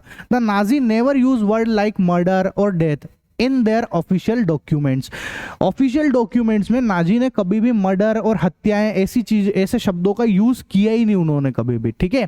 वो मास किलिंग तो करते थे, मारते जरूर थे, पर उन्होंने मास किलिंग के बहुत सारे नाम रख रखे, अलग अलग नाम रख रखे थे उन्होंने, ठीक है। जैसे अपने यहाँ पे आपने देखा होगा एक वेब सीरीज आई थी अभी थोड़े टाइम पहले, है ना, वो बॉबी देओल वाली है, वो आश्रम वाली। तो उसमें जो है वो एक शब्द चला था बड़ा, वो जो शुद्धिकरण, समझ गए ना आप लोग। शुद्धिकरण का मतलब क्या है कि वो जो उस आदमी का जो है प्राइवेट पार्ट है उसको काट देता था तो उसको शुद्धिकरण करके बोलता था। तो उसने अब डायरेक्ट नहीं बोल रहे, वो नाम रख दिया ना उन्होंने, शुद्धिकरण। उसी तरीके से जो है यहाँ पे भी नाम रख दिया जाता था, है ना। अब क्या मार ही रहे हैं, बस उसको ये नहीं बोल रहे कि हम डेथ मार रहे हैं, मर्डर कर रहे हैं, ये सब नहीं बोलते थे, दूसरे नामों से पुकारते थे। कैसे पुकारते थे देखो, क्या बोल रहे हैं कि हम स्पेशल ट्रीटमेंट दे रहे हैं भाई साहब, ठीक है। लास्ट सॉल्यूशन नाम से इस तरीके के नाम रख दिए जाते थे, है ना, ऐसा। ये यूथनेजिया फॉर द डिसेबल्ड, मतलब कि अगर जब वो जूस को मारते थे तो बोलते थे स्पेशल ट्रीटमेंट या फिर जो है लास्ट सॉल्यूशन, ठीक है। जब वो जो है डिसेबल्ड, मतलब जो लाचार व्यक्ति है, जो लूले लंगड़े टाइप के जर्मन को मारते थे तो बोलते थे यूथनेसिया। मार ही रहे हैं, बस नाम रख देते यूथनेसिया, ठीक है, ऐसा। Evacuation mean to take people to the gas chamber, जब वो लोगों को गैस चेंबर में लेके जाते थे और वहां मारते थे ना, तो उसको क्या बोलते थे पता है, इवैक्यूएट कर देना, इवैक्यूएशन, इस तरीके के शब्द वहां पर बोले जाते थे, ठीक है। अब do you know what gas chamber are called? They were called transitional zone. याद रखना, गैस चैम्बर किसको बोलते थे, गैस चैम्बर को क्या कह के बुलाया जाता था, इनको ट्रांजिशनल जोन करके बुलाया जाता था, जहां पर ऐसे फंवारे वगैरह होते थे, गैस छोड़ दी जाती थी, पॉइजनस गैस होती थी, दम घुट के मर जाते थे बहुत सारे लोग वहां पर, ठीक है, ऐसा। और क्या है, अब प्रचार करना है इनको तो कैसे है देखो, फोटोग्राफ्स, फिल्म, रेडियो, पोस्टर, है ना, catches used to spread Nazis ideas, मतलब इन सब चीजों की मदद से, टेलीविजन हो गया, इन सब चीजों की मदद से जो है ये अपने आइडिया को, आइडियोलॉजी को फैलाते थे बेटा, ठीक है। The poster showed wrote images of the German enemies, ridiculous, humiliated and presented as the devils, है ना। और जो जर्मन के दुश्मन थे उनको ये भैया पोस्टर उनके ऐसे बनाते थे जैसे कि वो डेविल हो, राक्षस की तरीके से बनाते थे। जैसे ज्यूस का जो है पोस्टर बनाया उन्होंने, देखो ऐसा, ये चोगा पहने हुए, काला सा, बड़े बड़े से कपड़े, दाढ़ी वगैरह रखे, मतलब इनको राक्षस दिखाते थे ताकि लोग इनसे नफरत करने लग जाए अपने आप, ठीक है। और इन्होंने कुछ इनके खिलाफ में ऐसी मूवीज भी बनाई थी, जैसे उस मूवी का नाम बताता हूँ, द इटर्नल जू करके एक मूवी थी। इसमें भी, इस मूवी ने भी जो है ना इन यहूदियों के खिलाफ, ज्यूस के खिलाफ बहुत भड़काया था इनको, मतलब इस मूवी में भी बहुत नेगेटिविटी दिखाई थी इन ज्यूस लोगों के खिलाफ में बेटा, ठीक है। तो इस तरीके से जो है इनकी नेगेटिव प्रचार करते थे और खुद का जो है वो पॉजिटिव प्रचार करते थे ये लोग, ठीक है, ऐसा। नेक्स्ट टॉपिक आता है ordinary people and the crimes against humanity, है ना। What has been the reaction of the general public to the Nazism? अब जनरल पब्लिक की क्या रिएक्शन थी वहां पे, तो देखो मैं बताता हूँ, हर दुनिया में हर जगह पे ऐसे ही होता है। एक होते हैं सपोर्ट करने वाले, एक होते हैं अपोज करने वाले, और एक होते हैं जो दोनों ही नहीं करते, उनको कोई मतलब नहीं, वो बच के निकल लेते, चुपचाप आंखें बंद करके निकल लेते हैं। बस सेम चीज वहां पर भी हो रही थी, तीन तरह के ही लोग थे, एक सपोर्टर, एक अपोज करने वाले और एक बच के निकलने वाले, क्योंकि बच के निकलने वालों को डर तो लगता ही है, ठीक है, ऐसा। कोई दिक्कत है, इस डर के मारे इसलिए वो पंगा नहीं लेते थे कभी भी, है ना, ऐसा। अब एक पॉइंट थे जिन्होंने कुछ लिखा था इन सब चीजों के बारे में, जो कि थे पेस्टर न्यूमोलर करके, ठीक है। इन्होंने क्या लिखा कि first they came for the communist, सबसे पहले जो नाजिज्म के बारे में लिख रहे हैं कि वो कम्युनिस्ट को ढूंढते हुए आए थे। Well I was not a communist, लेकिन मैं कम्युनिस्ट नहीं था, ठीक है। फिर सो आई सेड नथिंग, इसलिए मैंने कुछ नहीं बोला। फिर then they came for the social democrats, फिर वो सोशल डेमोक्रेट्स के लिए आए थे, पर मैं सोशल डेमोक्रेट्स भी नहीं था, इसलिए मैंने कुछ नहीं कहा। Then they came for the trade unionist, फिर वो ट्रेड यूनियनिस्ट के लिए आए थे, पर मैं ट्रेड यूनियनिस्ट भी नहीं था, इसलिए मैंने कुछ नहीं कहा, ठीक है, ऐसा। And they came for the juice, फिर वो ज्यूस के लिए आए, तब भी मैं ज्यूस भी नहीं था, इसलिए मैंने कुछ नहीं कहा। और लास्ट में वो मेरे लिए आए, मतलब मेरे को ही मारने के लिए आए, फिर मैं अकेला ही बचा तो मेरे को मरना ही पड़ गया। ऐसी कविताएं जो है इन्होंने उस समय लिखी भी जा रही थी बेटा वहां पर, ठीक है, ऐसा। What the Jews felt in Nazi Germany is a different story together, है ना। देखो नाजी जर्मनी के बारे में जूस जो है वो भी कुछ अलग तरीके से सोचते ही थे, ऑब्वियस सी बातें सोचते होंगे, इनके ऊपर इतनी तकलीफें जो करी है, ठीक है। एक महिला है जिनका नाम है शार्लेट बेरेट, ठीक है, secretly recorded people's dream in her diary. उसने इन ज्यूस जो भी लोग सोचते थे है ना नाजिस के खिलाफ, उन सब बातों को उसने उसकी डायरी में लिखा था और बाद में उस डायरी को उन्होंने एक बुक का फॉर्म दे दिया था, मतलब बुक पब्लिश कर दी थी, जिस बुक का नाम था the third Raika of dreams. ठीक है, ऐसा। तो देखो इस बुक में क्या था, the name of this book which shocks the reader in third Reich of dreams, ये नाम रखा था उन्होंने। ठीक है, in this book Charlotte describe how a period of time even the Jews themselves begin to believe in stereotypes being spread by the Nazis. मतलब इस book में लिखा हुआ था कि मतलब जो जैसे इतनी नेगेटिविटी जब नाजी ने फैलाई ज्यूस के बारे में, तो ज्यूस को ये वाकई में लगने लग गया था कि कहीं हम वाकई में बुरे तो नहीं है, हम वाकई में ऐसे खराब तो नहीं दिखते, ऐसे बड़ी बड़ी दाढ़ी वाले, ऐसे चोगे वाले वाकई में तो नहीं है हमारी, हम वाकई में डेविल तो नहीं है, ऐसे शंका होने लग गई थी उनको। उनके सपने भी वैसे आने लग गए थे। In his dreams he too had seen his nose turned forward, his hair and eyes black and his Jewish like appearance and gait। समझ गए, मतलब उनको वाकई में भी लगने लग गया था कहीं ऐसे तो नहीं है। The images and picture of the Jews that appear in the Nazis press followed the Jews day and night। उन लोगों ज्यूस के दिमाग में भी वही इमेजेस घूमने लग गई थी, है ना, जो नाजी ने प्रचार करके फैलाई थी ज्यूस के बारे में, ऐसा वो मानने लग गए थे वहां पर भी। ठीक है, ऐसा। These images did not leave him even in dreams. A lot of Jews died before they could reach the gas chamber। बहुत सारे Jews जो है वो मर गए थे, है ना, गैस चैम्बर के पार, मतलब गैस चैम्बर तक जाने से पहले ही मर गए थे, क्योंकि वो अपने आप को बहुत ज़्यादा डिप्रेशन में चले गए थे, काफ़ी सारी तकलीफों की वजह से वो मरे भी थे पहले भी। ठीक है, अब आता है knowledge about the Holocaust. Holocaust क्या है बेटा, होलोकास्ट का मतलब है मार काट कर देना, बहुत सारे लोगों को मार देना, उसको होलोकॉस्ट कहते हैं। The Nazi regime killed millions of Jews, gypsies and the disabled, है ना। This genocide is known as the holocaust. Important है, याद रखना, बहुत सारे लोगों को जब नाजी ने मारा था उसको ही होलोकास्ट कहते हैं। नाजी ने किन किन को मारा था, ज्यूस को मारा था, जिप्सीज को मारा था, है ना, डिसेबल्ड जर्मन जो थे उनको मारा था, उसको मिलियंस में मार दिए थे उसने बहुत सारे, इसको होलोकॉस्ट कहते हैं। After the world got full information about the Nazis atrocity, है ना। जब युद्ध खत्म हो गया उसके बाद दुनिया को पता चला कि नाजी ने कितने कांड किए भाई साहब, बहुत तकलीफें ढाई थी नाजी ने वहां पर, है ना। A man living in a Jewish hamlet told his companion that he wanted to live only half an hour more after the war. एक आदमी बोल रहा था, ज्यूइश बोलता था कि बस मैं ना, मेरे को इस वॉर के, जो सेकेंड वर्ल्ड वॉर चल रहा था ना, इसके आधे घंटे बाद तक भी जिंदा रख लेना, ताकि मैं अपनी आप बीती जो है पूरी दुनिया को सुना सकूं। इन नाजियों ने हमारे ऊपर कितने ज्यादा हमारे ऊपर जुल्म ढाए हैं, ये सारी की सारी चीजें जो है मैं दुनिया को सुना सकूं, अपनी आप बीती सुना सकूं, उसके बाद भगवान मेरे को मार देना, बस आधा घंटा और जिंदा रख लेना वहां पर। ठीक है, ऐसा। Many of them wrote diaries, wrote notebooks and made collections of documents. बहुत सारे लोगों ने डायरी में अपनी आप बीती लिख रखी थी, नोटबुक में लिखते थे, वो कलेक्शन करके रख रखा था उन्होंने इन सब चीजों का। ठीक है, हाँ। On the contrary however when it become apparent that the Nazi defeat in the war was imminent। कहने का मतलब ये है कि अब अल्टीमेटली देखो हुआ क्या कि लोग, जो जर्मनी वो तो हार गया था, है ना, सेकेंड वर्ल्ड वॉर में। तो जब जर्मनी हारा तो उसको डर तो था ही सही, इसलिए उसने क्या किया, लोगों के जितनी भी डायरीज है, ये जितनी भी ऐसी जो चीजें हैं, है ना, नोटबुक है, उसको जलाना चालू कर दिया था, पेट्रोल छिड़क दिया और जला दिया था, आग लगा दिया था, क्योंकि नाजी कभी नहीं चाहते थे कि उनकी असलियत जो है देश दुनिया के सामने आए भैया। ठीक है, ऐसा। All this things are a tribute to those who showed courage to resist even in those dark. मतलब ये लोगों को एक तरीके से, लोग जो लिख रहे थे, मर रहे थे, तो उनको कहीं ना कहीं उनकी बहुत बैंड बजी तो थी, और उनके लिए वो ट्राइब्यूट्स था एक तरीके से। ठीक है, all this things are shameful memories for those who committed this atrocities and are a warning voice for those who watched in silence, है ना। और ये उन लोगों के लिए, नाजी के लिए भी बहुत, नाजियों ने बहुत बुरा करा है, इसलिए नाजियों के लिए शेमफुल है ना। नाजियों को अच्छा नहीं मान रहे थे लोग, नाजियों से नफरत करने लग गए थे, और उन लोगों से भी लोग चिढ़ते थे जिन्होंने चुपचाप सहन करा और देखते थे और मुंह छुपा के भाग जाते थे। ठीक है बेटा, इसी के साथ अपना ये चैप्टर होता है खत्म।